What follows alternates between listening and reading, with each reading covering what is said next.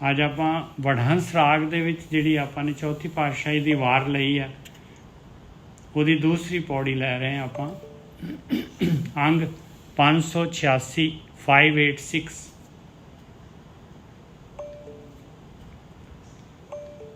ਸ਼ਲੋਕ ਮਹਲਾ ਤੀਜਾ। ਭੈ ਵਿੱਚ ਸਭ ਆਕਾਰ ਹੈ, ਨਿਰਭਉ ਹਰਿ ਜਿਉ ਸੋਏ। ਭੈ ਵਿੱਚ ਸਭ ਆਕਾਰ ਹੈ, ਕਹਿੰਦੇ ਜਿੰਨਾ ਵੀ ਆਕਾਰ ਹੈਗਾ ਉਹ ਇਟਸੈਲਫ ਆਕਾਰ ਜਿਹੜਾ ਹੈਗਾ ਉਹ ਮਾਲਕ ਪਰਮਾਤਮਾ ਦੇ ਭੈ ਦੇ ਵਿੱਚ ਹੈਗਾ ਭਾਈ। ਮਾਲਕ ਕੰਟਰੋਲਰ ਹੈਗਾ ਉਹਦੇ ਉੱਤੇ, ਤੇ ਤੂੰ ਆਕਾਰ ਦੇ ਨਾਲ ਜੇ ਜੁੜੇਗਾ ਤੇ ਤੂੰ ਕਿਵੇਂ ਨਿਰਭੈ ਹੋ ਜਾਏਗਾ। ਆਕਾਰ ਦੇ ਨਾਲ ਜੁੜਨ ਦੇ ਨਾਲ ਜਿਹੜਾ ਆਲਰੇਡੀ ਭੈ ਦੇ ਵਿੱਚ ਹੈਗਾ ਤੇ ਉਹਦੇ ਨਾਲ ਜੁੜਨ ਦੇ ਨਾਲ ਤੂੰ ਨਿਰਭਉ ਨਹੀਂ ਹੋ ਸਕਦਾ ਭਾਈ। ਉਹ ਮਾਲਕ ਪਰਮਾਤਮਾ ਜਿਹੜਾ ਹੈਗਾ ਉਹ ਨਿਰਭਉ ਹੈਗਾ, ਉਹਦੇ ਉੱਪਰ ਕੋਈ ਨਹੀਂ ਹੈਗਾ। ਸਾਰਾ ਆਕਾਰ ਜਿਹੜਾ ਹੈਗਾ ਮਾਲਕ ਦੇ ਭੈ ਦੇ ਵਿੱਚ ਆ, ਸਾਰੀ ਸ੍ਰਿਸ਼ਟੀ ਉਹਦੇ ਭੈ ਦੇ ਵਿੱਚ ਆ। ਇਸ ਕਰਕੇ ਮਾਲਕ ਪਰਮਾਤਮਾ ਦਾ ਡਰ ਜਿਹੜਾ ਹੈਗਾ, ਜੇ ਤੂੰ ਉਹਦੇ ਭੈ ਦੇ ਵਿੱਚ ਜਾਏਗਾ ਤਾਂ ਜਿਹੜਾ ਹੈਗਾ ਤੂੰ ਵੀ ਨਿਰਭੈ ਹੋ ਜਾਏਗਾ। ਸਤਿਗੁਰ ਸੇਵੈ, ਪਹਿਲਾਂ ਭੈ ਵਿੱਚ ਸਭ ਆਕਾਰ ਹੈ, ਨਿਰਭਉ ਹਰਿ ਜਿਉ ਸੋਏ। ਉਹ ਇਕੱਲਾ ਪਰਮਾਤਮਾ ਨਿਰਭਉ ਹੈਗਾ। ਸਤਿਗੁਰ ਸੇਵੈ, ਹਰ ਮਨ ਵਸੈ, ਤਿੱਥੇ ਭਾਉ ਕਦੇ ਨਾ ਹੋਏ। ਗੁਰੂ ਦੇ ਅਨੁਸਾਰ, ਬ੍ਰਹਮ ਗਿਆਨੀਆਂ ਦੇ ਅਨੁਸਾਰ ਜਿਹੜਾ ਇਨਸਾਨ ਉਸ ਮਾਲਕ ਪਰਮਾਤਮਾ ਦੀ ਭਗਤੀ ਕਰਦਾ ਆ, ਜਿਹਦੇ ਮਨ ਦੇ ਵਿੱਚ ਮਾਲਕ ਵਸ ਜਾਂਦਾ ਆ, ਉੱਥੇ ਕਹਿੰਦੇ ਉੱਥੇ ਕਦੀ ਵੀ ਭੈ ਨਹੀਂ ਹੁੰਦਾ।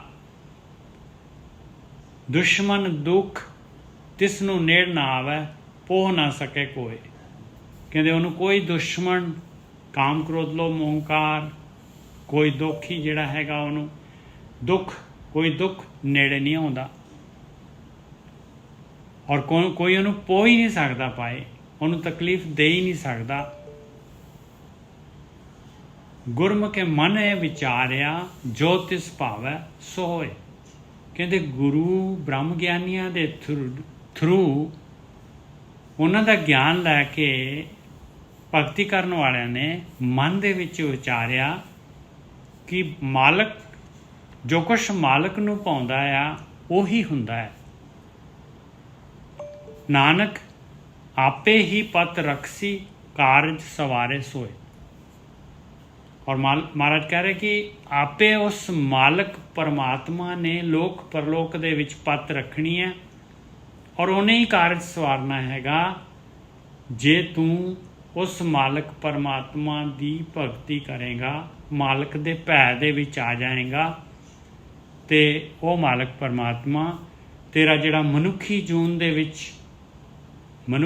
ਦੇ ਵਿੱਚ ਆਉਣ ਦਾ ਜਿਹੜਾ ਹੈਗਾ ਤੇਰਾ ਕਾਰਜ ਹੈਗਾ, ਉਹ ਕਾਰਜ ਜਿਹੜਾ ਹੈਗਾ ਭਈ ਪ੍ਰਾਪਤ ਮਨੁੱਖ ਦੇ ਹੁਰੀਆ, ਗੋਬਿੰਦ ਮਿਲਣ ਕੀ ਇਹ ਤੇਰੀ ਬਰੀਆ। ਆਹ ਕਾਰਜ ਜਿਹੜਾ ਹੈਗਾ ਉਹ ਮਾਲਕ ਪਰਮਾਤਮਾ ਸਵਾਰ ਦੇਗਾ। ਹਾਂਜੀ ਵੀਰ ਜੀ।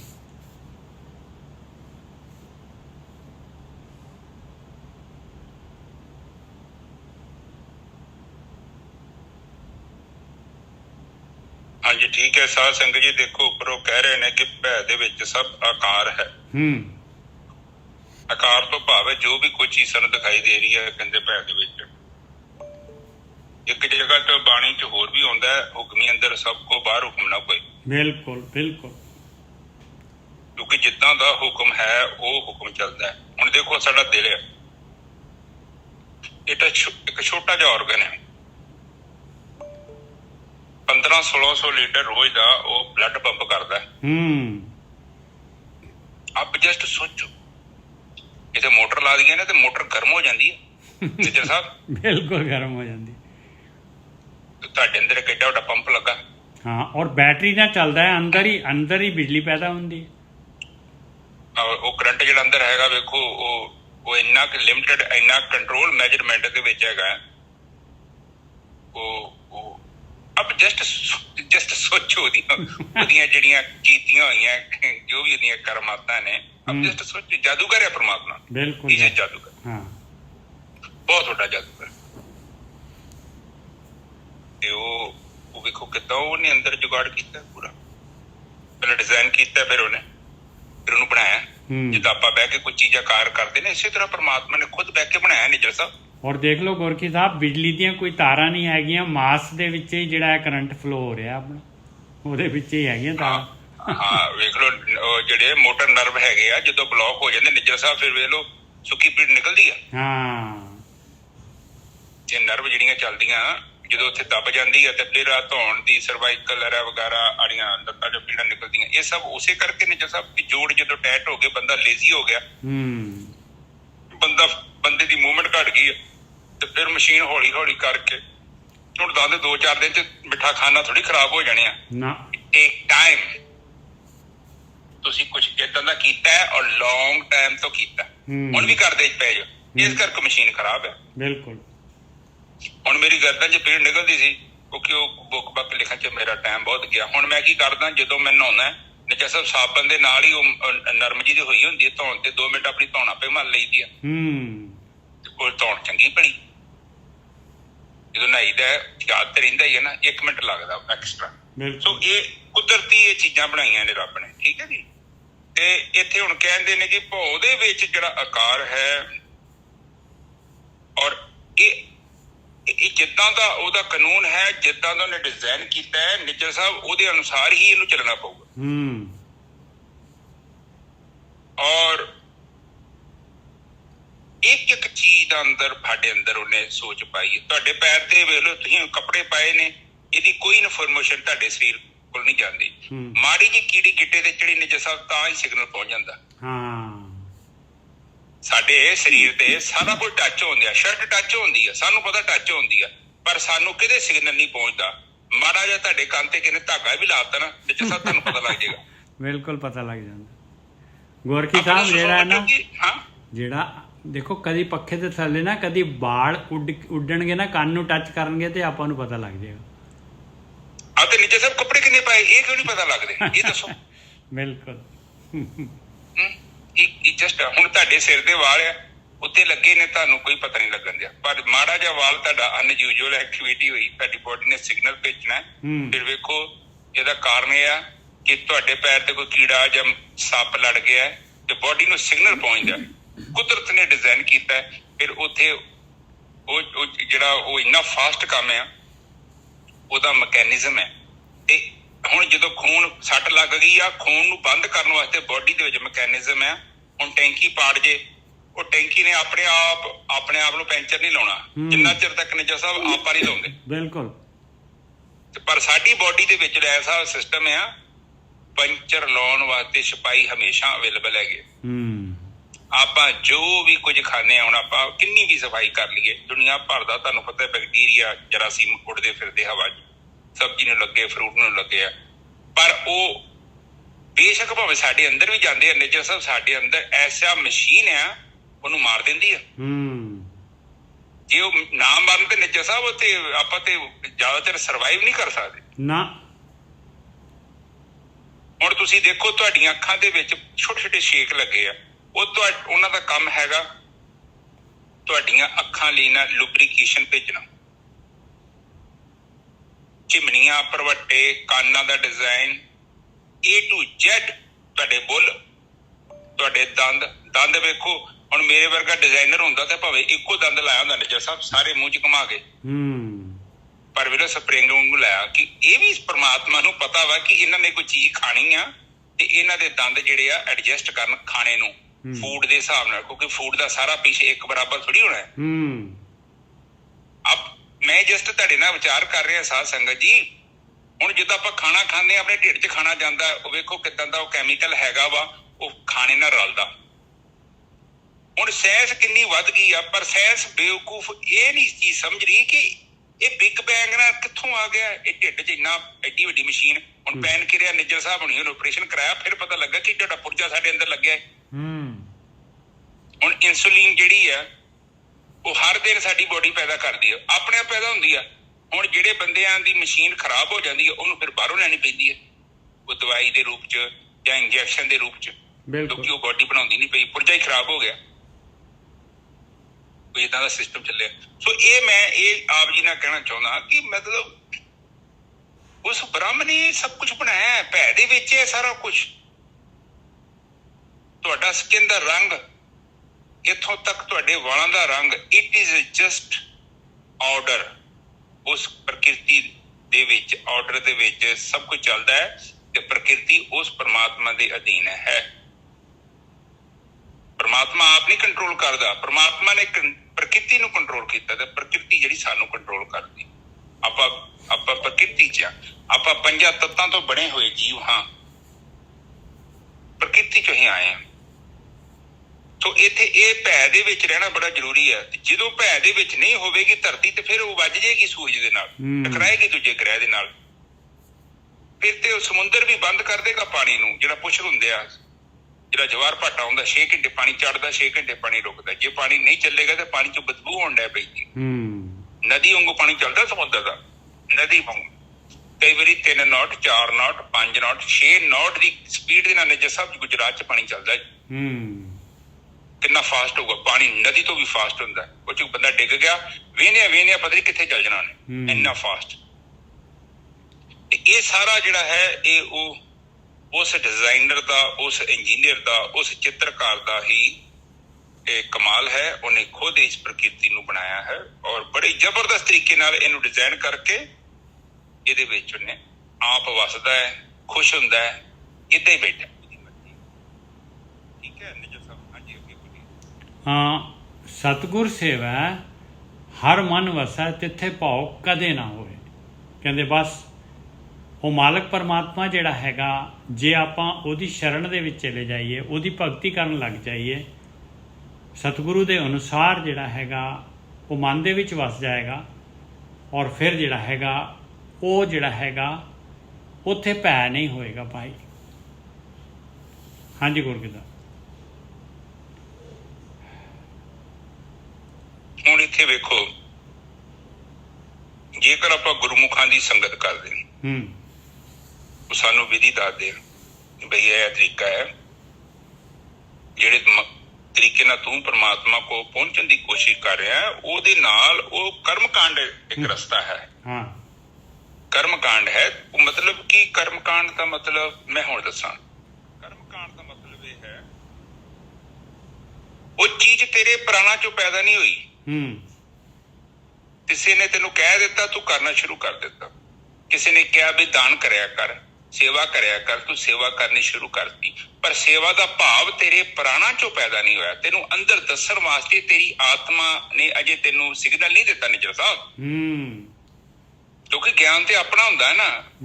ਇਹ ਨਕਲੀ ਫੁੱਲ ਤੁਸੀਂ ਲੈ ਆਓ ਬਾਜ਼ਾਰੋਂ, ਭਾਵੇਂ ਆਪਣੇ ਆਪ ਨੂੰ ਅੰਬ ਲਾ ਲਓ, ਗੁਲਾਬ ਜਾਮਨੂੰ ਲਾ ਲਓ, ਕੁਛ ਵੀ ਲਾ ਲਓ, ਪਰ ਉਹ ਨਿੱਜਰ ਸਾਹਿਬ ਸਾਡੇ ਸਰੀਰ 'ਚ ਥੋੜੀ ਪੈਦਾ ਹੋ ਰਿਹਾ ਨਾ।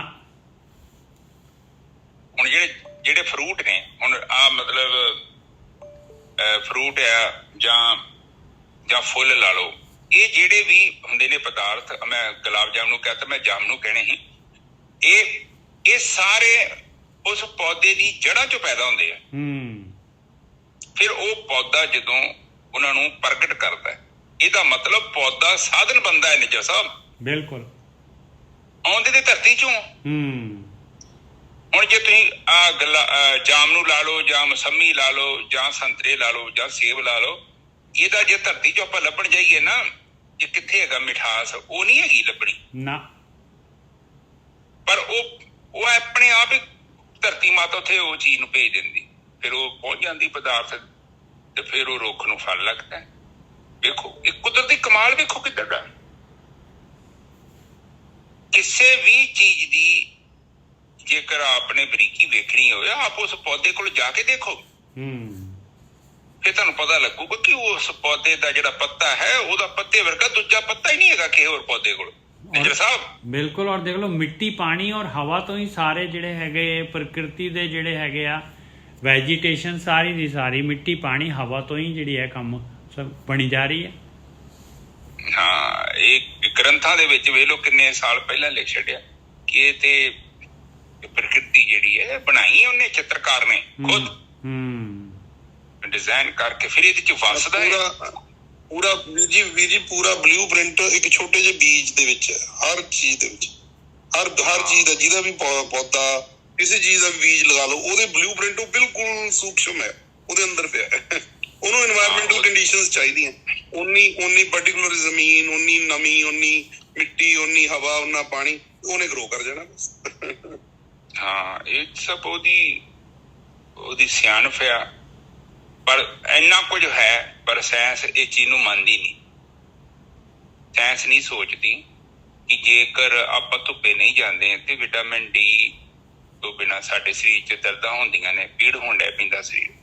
ਪਰ ਇਹ ਵਿਟਾਮਿਨ ਡੀ ਦਾ ਅਰੇਂਜਮੈਂਟ ਕਿਹਨੇ ਕੀਤਾ? ਸੂਰਜ ਕਿਹਨੇ ਲਾਇਆ?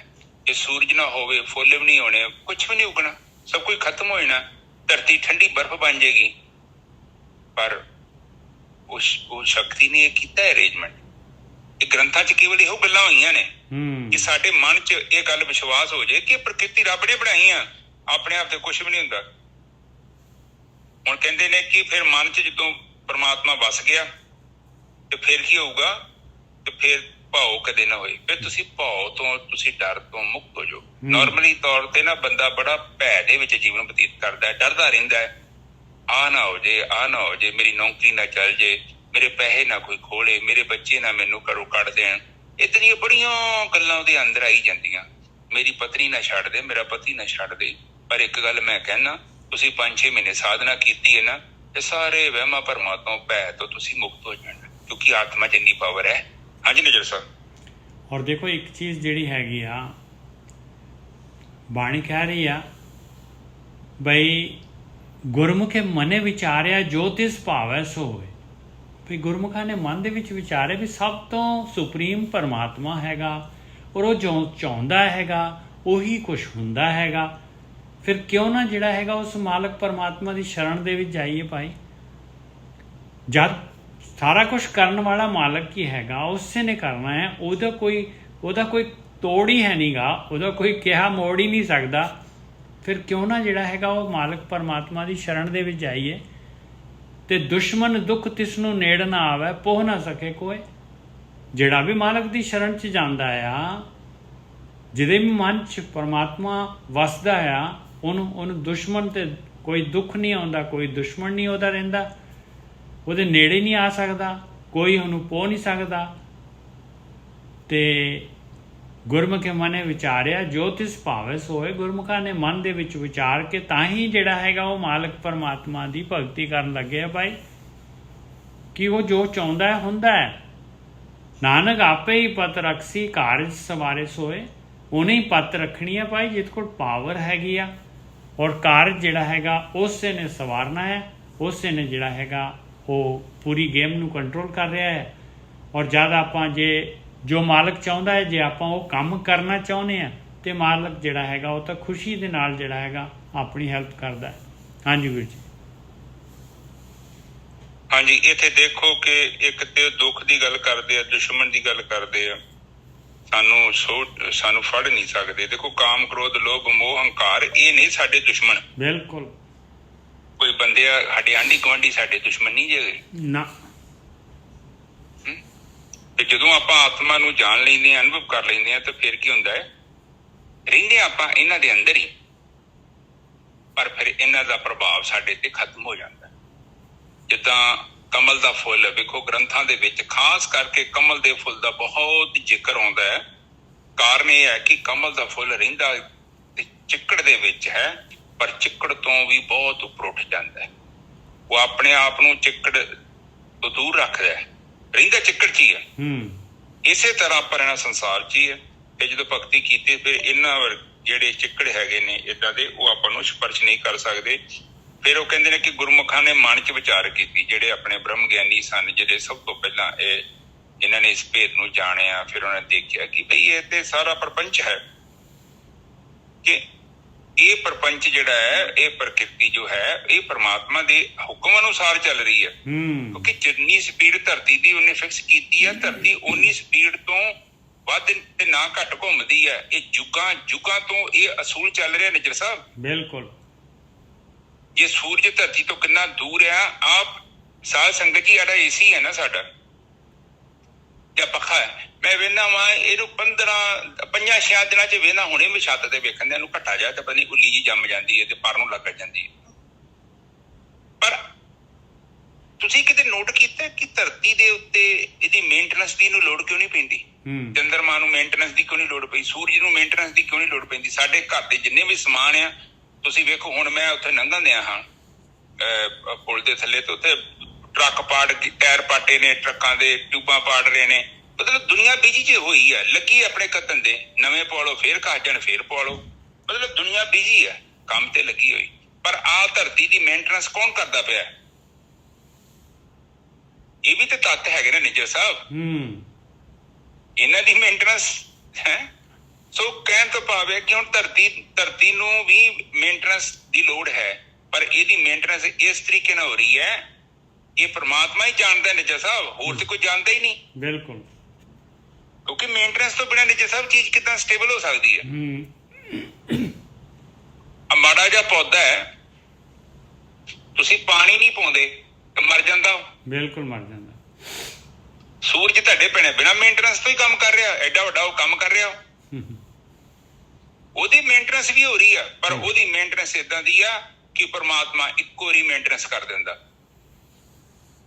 ਜਿੱਦਾਂ ਸਾਡੇ ਸਰੀਰ 'ਚ ਸ਼ਕਤੀ ਹੁੰਦੀ ਨਾ ਬਿਮਾਰੀ ਨੂੰ ਖਤਮ ਕਰਨ ਦੀ, ਜੇ ਸਾਨੂੰ ਪਹਿਲਾਂ ਪਤਾ ਲੱਗ ਜੇ, ਆਪਣਾ ਖਾਣ ਪੀਣ ਜੇਕਰ ਆਪਾਂ ਸੁਧਾਰ ਲੈਨੇ ਆ, ਤਾਂ ਕਾਫੀ ਹੱਦ ਤੱਕ ਜਿਹੜੀਆਂ ਬਿਮਾਰੀਆਂ ਸਾਨੂੰ ਟੱਚ ਵੀ ਨਹੀਂ ਕਰਦੀਆਂ।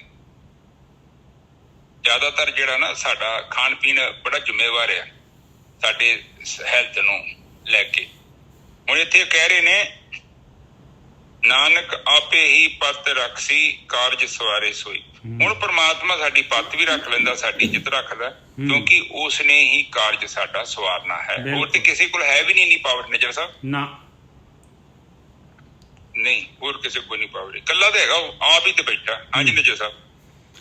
ਹਾਂ, ਮਹੱਲਾ ਤੀਜਾ। ਹੁਣ ਮਹਾਰਾਜ ਕਹਿ ਰਹੇ ਕਿ ਬਈ ਦੇਖ, ਤੂੰ ਜੇ ਨਹੀਂ परमात्मा ਦੀ ਸ਼ਰਨ ਚ ਜੇ ਨਹੀਂ ਜਾਏਗਾ, ਭਗਤੀ ਨਹੀਂ ਕਰੇਗਾ, ਤੇ ਉਸ ਤੋਂ ਬਾਅਦ ਕੀ ਹੋਊਗਾ। ਮਹੱਲਾ ਤੀਜਾ। ਇੱਕ ਸੱਜਣ ਚੱਲੇ, ਇੱਕ ਚੱਲ ਗਏ, ਰਹਿੰਦੇ ਵੀ ਫੁਨ ਜਾਹੇ। ਕਹਿੰਦੇ ਦੇਖ, ਕੁਛ ਲੋਕੀ ਜਿਹੜੇ ਹੈਗੇ ਜਾਣ ਨੂੰ ਤਿਆਰ ਬੈਠੇ ਆ। ਮੇਰੇ ਵਰਗੇ ਦੇਖ ਲਓ, ਜਿਨ੍ਹਾਂ ਦੀਆਂ ਚਿੱਟੀਆਂ ਦਾੜੀਆਂ ਆ, ਸਾਰਾ ਬੁੱਢੇ ਹੋਏ ਪਏ ਆ, ਤੇ ਤਿਆਰੀ ਹੈ ਸਾਡੀ ਤਾਂ ਭਾਈ। ਇੱਕ ਸੱਜਣ ਚੱਲੇ, ਇੱਕ ਚੱਲ ਗਏ, ਤੇ ਰਹਿੰਦੇ ਵੀ ਫੁਨ ਜਾਏ। ਕੁਛ ਜਿਹੜੇ ਹੈਗੇ ਚਲੇ ਗਏ ਆ ਭਾਈ, ਕੁਛ ਚੱਲੇ ਆ, ਤੇ ਕੁਛ ਜਿਹੜੇ ਹੈਗੇ ਆ ਰਹਿੰਦੇ ਆ, ਉਹ ਵੀ ਜਿਹੜੇ ਆ ਉਹਨਾਂ ਨੇ ਵੀ ਚਲੇ ਜਾਣਾ ਹੈ ਭਾਈ। ਦੁਨੀਆ ਦੇ ਵਿੱਚ ਜਿਹੜੇ ਹੈਗੇ ਆਪਾਂ ਆਏ ਆ, ਤੇ ਇਸ ਸਟੇਜ ਦੇ ਉੱਤੇ ਆਏ ਆ ਆਪਾਂ। ਇੱਥੇ ਮਾਲਕ ਨੇ ਆਪਾਂ ਨੂੰ ਭੇਜਿਆ ਹੈ ਕੋਈ ਕੰਮ ਕਰਨ ਵਾਸਤੇ, ਕੋਈ ਰੋਲ ਦੇ ਕੇ ਭੇਜਿਆ ਹੈ ਵੀ ਆਹ ਕੰਮ ਕਰਨਾ ਹੈ। ਤੂੰ ਬੁੱਝਣਾ ਹੈ ਵੀ ਤੂੰ ਹੈ ਕੌਣ, ਤੂੰ ਕੌਣ ਹੈ, ਇਹੀ ਬੁੱਝ ਕੇ ਤੂੰ ਆਉਣਾ ਹੈ ਬਸ। ਜਿਨੀ ਸਤਿਗੁਰ ਨਾ ਸੇਵੇ ਉਸੇ ਆਏ ਗਏ ਪਛਤਾਏ। ਬਸ ਕਹਿੰਦੇ ਜਿਨ੍ਹਾਂ ਨੇ ਬ੍ਰਹਮ ਗਿਆਨੀਆਂ ਤੋਂ ਗਿਆਨ ਹੀ ਨਹੀਂ ਲਿਆ ਵੀ ਅਸੀਂ ਕਾਹਦੇ ਵਾਸਤੇ ਆਏ ਆ। ਭਈ ਪ੍ਰਾਪਤ ਮਨੁੱਖ ਦੇ ਉਰੀਆ, ਗੋਬਿੰਦ ਮਿਲਣ ਕੀ ਇਹ ਤੇਰੀ ਬਰੀਆ। ਆਹ ਕੰਮ ਜਿਹੜਾ ਹੈਗਾ ਗਿਆਨ ਹੀ ਨਹੀਂ ਲਿਆ, ਸਤਿਗੁਰੂ ਦੇ ਅਨੁਸਾਰ ਚੱਲੇ ਹੀ ਨਹੀਂ, ਆਹ ਕੰਮ ਕੀਤਾ ਹੀ ਨਹੀਂ। ਕਹਿੰਦੇ ਸੇ ਆਏ ਗਏ ਪਛਤਾਏ। ਜਾਣਾ ਤਾਂ ਹੈ ਹੀ ਉਹਨਾਂ ਨੂੰ, ਕਹਿੰਦੇ ਆਏ ਵੀ ਤੇ ਗਏ ਵੀ, ਤੇ ਕੁਛ ਕੀਤਾ ਹੈ ਹੀ ਨਹੀਂ ਭਾਈ, ਉਹ ਪਛਤਾਉਂਦੇ ਆ। ਫਿਰ ਨਾਨਕ ਸੱਚੇ ਰਤੇ ਸੇ ਨਾ ਵਿਛੜੈ, ਸਤਿਗੁਰ ਸੇਵ ਸਮਾਹੇ। ਔਰ ਜਿਹੜੇ ਜਿਨ੍ਹਾਂ ਨੂੰ ਪਤਾ ਲੱਗ ਗਿਆ ਭਾਈ ਵੀ ਆਹ ਕੰਮ ਵਾਸਤੇ ਆਏ ਆ, ਤੇ ਸੱਚ ਆਤਮਾ ਹੈਗੀ ਆ, ਸੱਚ ਪਰਮਾਤਮਾ ਹੈਗਾ, ਜਿਹੜੇ ਉਹਦੇ ਨਾਲ ਰੱਤੇ ਗਏ, ਜਿਹਦੇ ਭਗਤੀ ਦੇ ਵਿੱਚ ਰੰਗ ਕੇ ਫਿਰ ਮਾਲਕ ਦੇ ਨਾਲ ਰੱਤੇ ਗਏ, ਸੱਚ ਦੇ ਨਾਲ ਰੱਤੇ ਗਏ, ਆਤਮਾ ਦੇ ਨਾਲ ਰੱਤੇ ਗਏ, ਜਿਨ੍ਹਾਂ ਦੀ ਸੁਰਤ ਸੇ ਨਾ ਵਿਛੜੈ, ਉਹ ਨਹੀਂ ਵਿਛੜਦੇ। ਔਰ ਇਹ ਸੇਵਾ ਕਰਕੇ ਜੋ ਸਤਿਗੁਰੂ ਕਹਿ ਰਿਹਾ, ਉਹ ਮਾਲਕ ਪਰਮਾਤਮਾ ਦੇ ਵਿੱਚ ਸਮਾ ਜਾਂਦੇ ਆ, ਆਤਮਾ ਦੇ ਵਿੱਚ ਲੀਨ ਹੋ ਜਾਂਦੇ ਆ, ਜਨਮ ਮਰਨ ਤੋਂ ਰਹਿਤ ਹੋ ਜਾਂਦੇ ਆ, ਦੁਬਾਰਾ ਜੂਨਾਂ 'ਚ ਨਹੀਂ ਆਉਂਦੇ। ਹਾਂਜੀ ਵੀਰ ਜੀ। ਹਾਂਜੀ, ਉਹ ਪ੍ਰਕਿਰਤੀ ਦੇ ਬਾਰੇ ਦੱਸ ਰਹੇ ਨੇ। ਉਹ ਕਹਿੰਦੇ ਨੇ ਕਿ ਇੱਕ ਆ ਕੇ ਚੱਲ ਗਏ ਨੇ ਸੱਜਣ, ਹਾਂ, ਤੇ ਦੂਜੇ ਜਿਹੜੇ ਬਾਕੀ ਬਚੇ ਆ ਉਹ ਵੀ ਚੱਲ ਜਾਣੇ ਆ। ਹਾਂ, ਇੱਕ ਤਿਆਰੀ ਖਿੱਚੀ ਹੋਈ ਹੈ ਇੱਕ ਨੇ, ਤੇ ਬਾਕੀ ਜਿਹੜੇ ਰਹਿੰਦੇ ਆ ਉਹਨਾਂ ਨੇ ਵੀ ਚਲੇ ਜਾਣਾ ਹੈ। ਹਾਂ, ਰਹਿਣਾ ਤੇ ਕਿਸੇ ਨਹੀਂ ਇੱਥੇ ਨਾ। ਫਿਰ ਆਖਰ ਤੇ ਤੁਸੀਂ ਇਹ ਚੀਜ਼ ਦੇਖੋ, ਮੇਰਾ ਨਿੱਜੀ ਸਵਾਲ ਆ, ਛੋਟਾ ਜਿਹਾ ਸਵਾਲ ਆ। ਕਿ ਆਪਾਂ ਬਸ ਬੱਚੇ ਜੰਮਣ ਵਾਸਤੇ ਪੈਦਾ ਹੋਏ ਹਾਂ। ਬੱਚੇ ਪੈਦਾ ਕਰਤੇ ਜੀ, ਬਸ ਉਹਨਾਂ ਨੂੰ ਮਕਾਨ ਲੈ ਕੇ ਦੇਤੇ, ਨੌਕਰੀਆਂ ਤੇ ਲਾਤਾ। ਕੀ ਜੀਵਨ ਦਾ ਮਕਸਦ ਇਹੋ ਹੀ ਆ? ਪੜਾਤੇ ਫਿਰ ਤੇ ਪਦਾਰਥ ਦੇ ਵਿੱਚ ਬੈਠੇ ਆਪਾਂ। ਕਿ ਘਰ-ਬਾਰ ਬਣਾ ਲਿਆ, ਭੜੋਲੇ 'ਚ ਦਾਣੇ ਆ ਗਏ ਆ, ਬੈਂਕ 'ਚ 4 ਦੁਖੀਆਂ ਇਕੱਠੀਆਂ ਹੋ ਗਈਆਂ ਵਾ, ਤੇ ਫਿਰ ਬੜਾ ਟਾਰਗੇਟ ਬੜਾ ਛੋਟਾ। ਫਿਰ ਨਿਸ਼ਾਨਾ ਬਹੁਤਾ ਛੋਟਾ ਨਿੱਜਾ ਸਾਹਿਬ, ਗੱਲ ਨਹੀਂ ਬਣੇਗੀ। ਗੋਰਖੀ ਸਾਹਿਬ ਦੇਖੋ ਫਿਰ ਜਿਹੜਾ ਹੈਗਾ ਨਾ ਜਾਨਵਰ ਜਿਹੜੇ ਹੈਗੇ ਬੱਚੇ ਤਾਂ ਉਹ ਵੀ ਜੰਮਦੇ ਹੈਗੇ। ਹਾਂ, ਕੰਮ ਤੇ ਉਹੀ ਆ। ਉਹ ਸਾਡੇ ਨੂੰ ਬੈਟਰ ਤਰੀਕੇ ਨਾਲ ਉਹ ਡਿਊਟੀ ਪੂਰੀ ਕਰ ਰਹੇ ਨੇ, ਅਟੈਚ ਨਹੀਂ ਹੁੰਦੇ। ਉਹ ਵੇਖ ਲਓ ਕੱਲਾ ਇਨਸਾਨ ਹੀ ਆ ਐਸੇ ਜ਼ਬਰਦਸਤ ਮਕਾਨ ਨੂੰ ਬਣਾਉਂਦਾ ਹੈ।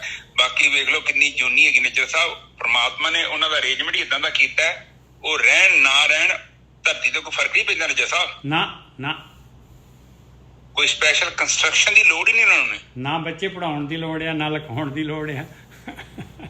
ਕੋਈ ਨਾ ਕੋਈ ਡਾਕਟਰ ਨਹੀਂ ਹੈਗਾ। ਆਪ ਜਸਟ ਸੋਚੋ, ਐਡੇ ਨਲਾਇਕ ਆਪਾਂ ਹੈਗੇ ਆ।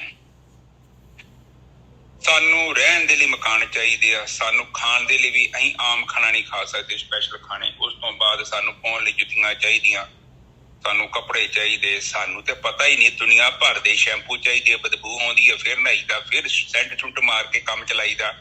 ਨਹੁੰ ਵੱਢਣ ਵਾਸਤੇ ਸਾਨੂੰ ਨੇਲ ਕਟਰ ਚਾਹੀਦੇ ਆ, ਮੂੰਹ ਧੋਣ ਦੇ ਲਈ ਕਿੱਡ ਆ ਜਾਂਦੀ ਆ, ਉਹਦੇ ਲਈ ਵੀ ਸਾਨੂੰ ਅਰੇਂਜਮੈਂਟ ਚਾਹੀਦੇ। ਦੰਦਾਂ ਤੇ ਬਰਸ਼ ਕਰਨਾ ਪੈਂਦਾ, ਕੰਨਾਂ 'ਚ ਮੈਲ ਫਸ ਜਾਂਦੀ, ਵਾਲ ਧੋਣੇ ਪੈਂਦੇ ਆ। ਪਤਾ ਹੀ ਨਹੀਂ ਕਿੰਨਾ ਕੁ ਕੁਝ ਕਰਨਾ ਪੈ ਰਿਹਾ। ਬਾਕੀ 84 ਲੱਖ ਜੂਨ ਵੇਖ ਲਓ, ਦੇ ਡੋਂਟ ਨੀਡ ਸਪੈਸ਼ਲ ਟ੍ਰੀਟਮੈਂਟ। ਔਰ ਉਹਨਾਂ ਦੇ ਵੀ ਦੰਦ ਹੈਗੇ ਗੋਰਖੀ ਸਾਹਿਬ, ਔਰ ਉਹਨਾਂ ਦੇ ਦੰਦ ਜਿਹੜੇ ਹੈਗੇ ਡਿੱਗਦੇ ਹੀ ਨਹੀਂ ਹੈ, ਨਾ ਖਰਾਬ ਹੁੰਦੇ ਆ, ਨਾ ਕੀੜਾ ਲੱਗਦਾ।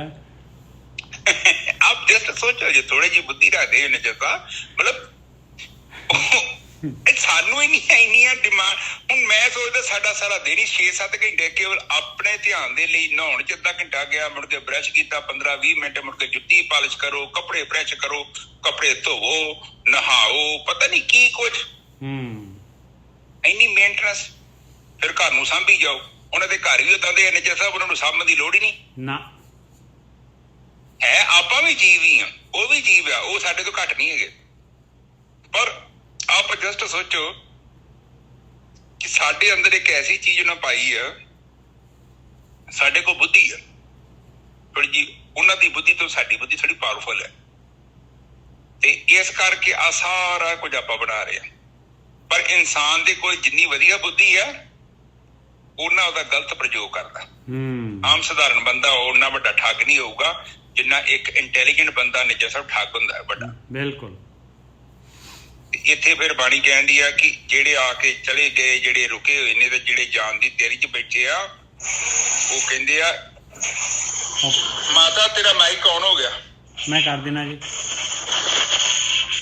ਮਾਤਾ ਮਾਈਕ ਪਲੀਜ਼ ਬੰਦ ਕਰਤਾ ਕਿ ਹਾਂ। ਨਾਨਕ ਸੱਚ ਰਤੇ ਸੇ ਨਾ ਵਿਛੜੇ, ਸਤਿਗੁਰ ਸੇਵ ਸਮਾਏ।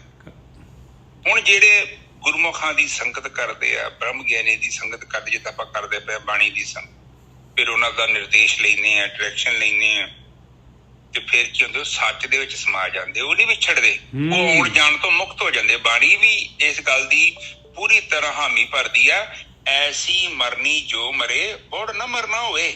ਬਾਣੀ ਤਾਂ ਇੱਕੋ ਗੱਲ ਕਹਿ ਰਹੀ ਹੈ ਵੀ ਇੱਕ ਸੱਚ ਹੈਗਾ, ਇੱਕ ਕੱਚ ਹੈਗਾ, ਤੇ ਤੂੰ ਸੱਚ ਦੇ ਨਾਲ, ਬਸ ਸੱਚ ਦੇ ਨਾਲ ਜੁੜਨਾ, ਸ਼ਿਫਟ ਹੋਣਾ ਹੈ। ਦੋ ਹੀ ਗੱਲਾਂ ਹੈ ਗੋਰਖੀ ਸਾਹਿਬ, ਇੱਕ ਸੱਚ ਔਰ ਇੱਕ ਕੱਚ। ਬਸ ਜਿੱਧਰ ਨੂੰ ਮਰਜੀ ਆਪਾਂ ਚੱਲਦੇ। ਨਿੱਜਰ ਸਾਹਿਬ ਜੀ ਆਪਾਂ ਨਜ਼ਰ ਮਾਰੀਏ, ਸੱਚ ਤੇ ਉੱਥੇ ਹੈ ਹੀ ਨਹੀਂ ਆ।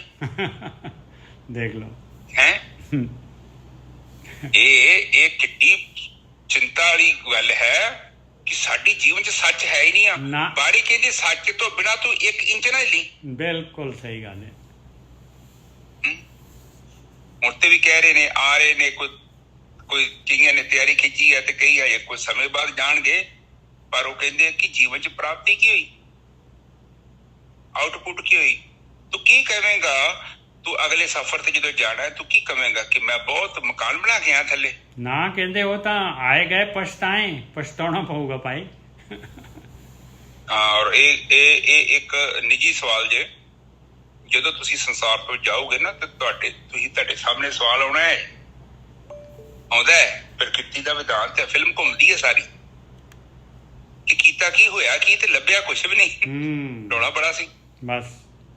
ਫਿਰ ਉਸ ਟਾਈਮ ਤੇ ਜੇਕਰ ਤੁਸੀਂ ਆਪਣੇ ਜੀਵਨ ਦੇ ਕੁਝ ਸਵਾਸ ਇੱਧਰ ਲਾਏ ਨੇ ਤੇ ਤੁਹਾਡੇ ਚਿਹਰੇ ਤੇ ਖੁਸ਼ੀ ਹੋਊਗੀ। ਤੁਸੀਂ ਕਹੋਗੇ ਕਿ ਮੈਂ ਨਹੀਂ ਗੇਮ ਹਾਰਿਆ, ਮੈਂ ਤੇ ਜਿੱਤ ਗਿਆ। ਹਾਂ, ਮੈਂ ਸੱਚ ਨੂੰ ਫੜਿਆ ਬਸ, ਇੰਨੀ ਕੀ ਗੱਲ ਹੈ। ਹਾਂ ਇੰਨੀ ਗਾਣੀ ਅੱਗੇ ਚਲੀ ਨੇ ਜੋ ਸਰ। ਹਾਂ, ਨਾਨਕ ਸੱਚ ਰਤੇ ਸੇਨਾ ਵਿਛੜੇ, ਉਹ ਨਹੀਂ ਵਿਛੜਦੇ ਪਾਏ। ਔਰ ਸਤਿਗੁਰ ਸੇਵ ਉਹ ਸਮਾ ਜਾਂਦੇ ਉਸ ਮਾਲਕ ਪਰਮਾਤਮਾ ਦੇ ਵਿੱਚ, ਜਿੱਤ ਲੈਂਦੇ ਆ ਪ੍ਰਕਿਰਤੀ ਨੂੰ। ਪੌੜੀ ਤਿਸ ਮਿਲੀਏ ਸਤਿਗੁਰ ਸੱਜਣੈ ਜਿਸ ਅੰਤਰ ਹਰ ਗੁਣਕਾਰੀ। ਆ ਦੇਖੋ ਸਤਿਗੁਰ ਸੱਜਣ ਦੀ ਡੈਫੀਨੇਸ਼ਨ ਆ ਕਿਸੇ ਦਾ ਮਾਈਕ ਖੁੱਲ ਗਿਆ ਜੀ, ਇੱਕ ਸੈਕਿੰਡ ਕੋਲ ਸਭ ਦੇਖੋ,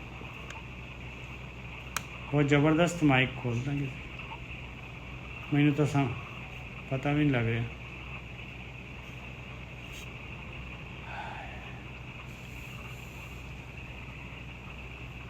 ਹਾਂ, ਤਿਸ ਮਿਲੀਏ ਸਤਿਗੁਰ ਸੱਜਣਾ। ਮਾਈਕ ਬੰਦ ਕਰ ਦੇਣਾ ਜੀ ਕਿਸੇ ਦਾ ਖੁੱਲਾ ਹੈ ਤੇ। ਵਾਹਿਗੁਰੂ ਜੀ ਦਾ ਮਾਈਕ ਖੁੱਲਾ ਜੀ। ਹਾਂ ਕਰ ਦਿਓ ਜੀ ਬੰਦ। ਮੇਰਾ ਹਾਂਜੀ ਹਾਂਜੀ ਤੁਹਾਡੇ ਖੁੱਲਾ। ਹਾਂਜੀ ਠੀਕ ਹੈ ਜੀ। ਹਾਂਜੀ ਹੁਣ ਬੰਦ ਹੋ ਗਿਆ। ਪੌੜੀ ਤਿਸ ਮਿਲੀਏ ਸਤਿਗੁਰ ਸੱਜਣਾ ਜਿਸ ਅੰਤਰ ਹਰ ਗੁਣਕਾਰੀ। ਇੱਥੇ ਦੇਖੋ ਸਤਿਗੁਰੂ ਜਿਹੜੇ ਹੈਗੇ, ਬ੍ਰਹਮ ਗਿਆਨੀ ਜਿਹੜੇ ਹੈਗੇ, ਉਹ ਕਿਹੋ ਜਿਹੇ ਹੁੰਦੇ ਆ? ਕਹਿੰਦੇ ਉਹ ਬ੍ਰਹਮ ਗਿਆਨੀ ਜਿਹੜੇ ਹੈਗੇ ਆਪਣੇ ਸੱਜਣ ਹੈਗੇ ਭਾਈ। ਔਰ ਦੂਸਰੀ ਚੀਜ਼ ਆ, ਉਹਨਾਂ ਦੇ ਅੰਦਰ ਪਰਮੇਸ਼ਰ ਹੈਗਾ ਔਰ ਪਰਮੇਸ਼ਰ ਦੇ ਗੁਣ ਹੈਗੇ ਉਹਨਾਂ ਦੇ ਅੰਦਰ, ਬ੍ਰਹਮ ਗਿਆਨੀਆਂ ਦੇ ਅੰਦਰ। ਕਹਿੰਦੇ ਉਹਨਾਂ ਨੂੰ ਮਿਲੋ, ਮਿਲੀਏ ਲਿਖਿਆ ਹੋਇਆ, ਮਿਲਿਆ ਨਹੀਂ ਲਿਖਿਆ।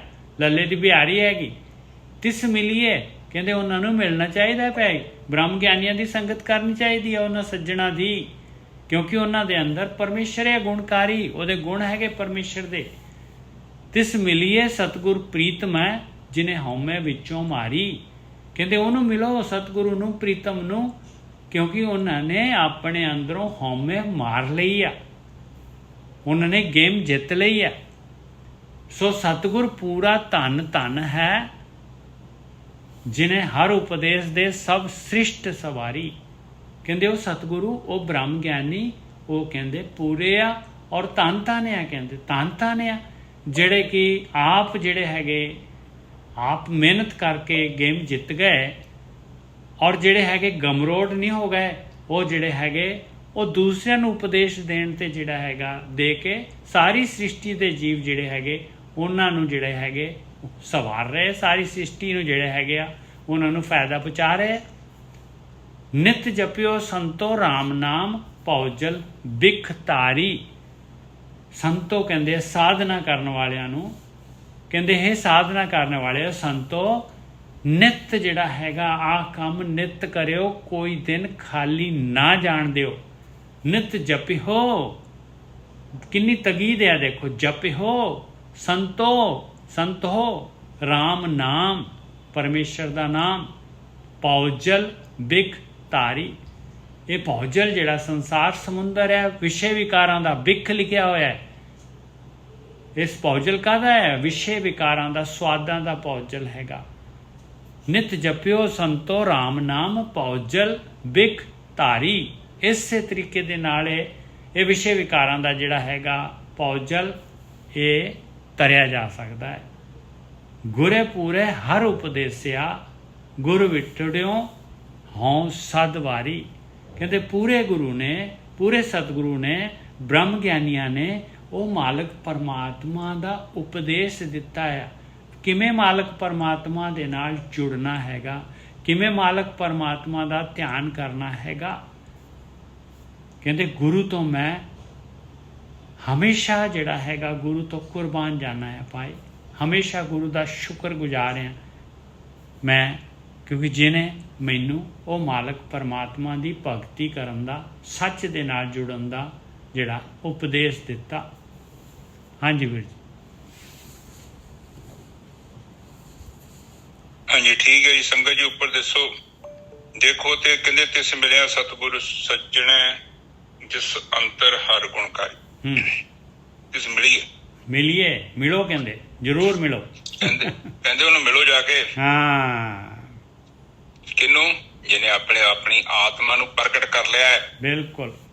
ਜਿਹਨੇ ਆਪਣੇ ਕਾਮ ਕ੍ਰੋਧ ਨੂੰ, ਲੋਭ ਨੂੰ, ਮੋਹ ਨੂੰ, ਹੰਕਾਰ ਨੂੰ ਮਾਰ ਕੇ ਤੇ ਅੰਦਰ ਚੰਗੇ ਗੁਣਾਂ ਨੂੰ ਪ੍ਰਗਟ ਕਰ ਦਿੱਤਾ ਹੈ। ਹਾਂ, ਗੁਣਕਾਰੀ ਵਸਿਆ ਜਿਨ੍ਹਾਂ ਦੇ ਅੰਦਰ, ਜਿਸ ਅੰਦਰ ਹਰ ਲਿਖਿਆ ਹੋਇਆ। ਹਰ ਮਤਲਬ ਪਰਮਾਤਮਾ, ਗੁਣਕਾਰੀ ਸਾਰੇ ਗੁਣਾਂ।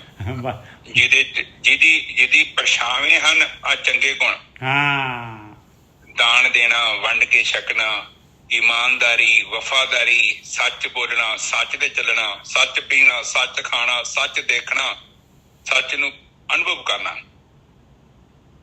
ਦੇਖੋ ਬਾਣੀ ਕੱਲ ਵੀ ਕਹਿੰਦੀ ਕਿ ਸੱਚ ਹੋਣਾ ਪਊਗਾ। ਬਿਲਕੁਲ, ਉਦਾਂ ਗੱਲ ਨਹੀਂ ਬਣੇਗੀ। ਹਾਂ, ਬਿਲਕੁਲ। ਸੱਚ ਤੇ ਕੱਚ। ਹਾਂ ਨਿਜਾ ਸਾਹਿਬ, ਦੋ ਹੀ ਚੀਜ਼ਾਂ ਹੈ ਗੋਰਖੀ ਸਾਹਿਬ, ਦੋ ਤੋਂ ਤੀਸਰੀ ਹੈ ਨਹੀਂ ਗੀ ਕੋਈ ਚੀਜ਼ ਬਸ। ਤੇ ਇਸ ਕਰਕੇ ਪਲੀਜ਼ ਆਪਾਂ ਨੋਟ ਕਰੀਏ ਗੱਲਾਂ ਨੂੰ। ਫਿਰ ਅਗਲੇ ਬੰਨੇ ਕਹਿੰਦੇ ਆ ਕਿ ਕਹਿੰਦੇ ਉਹਨੂੰ ਮਿਲੋ ਜਿਨਨੇ ਆਪਣੇ ਅੰਦਰੋਂ ਹਉਮੈ ਨੂੰ ਮਾਰ ਦਿੱਤਾ ਹੈ। ਹਾਂ, ਹਉਮੈ ਨੂੰ ਮਾਰਨਾ ਕੀ ਹੈ? ਆਪਣੇ ਮਨ ਨੂੰ ਜਿੱਤ ਲਿਆ ਜਿਹਨੇ। ਜਿਸ ਨੇ ਆਪਣੇ ਜੀਂਦੇ ਜੀ ਆਪਣੇ ਕਾਰਜ ਨੂੰ ਪੂਰਾ ਕਰ ਲਿਆ।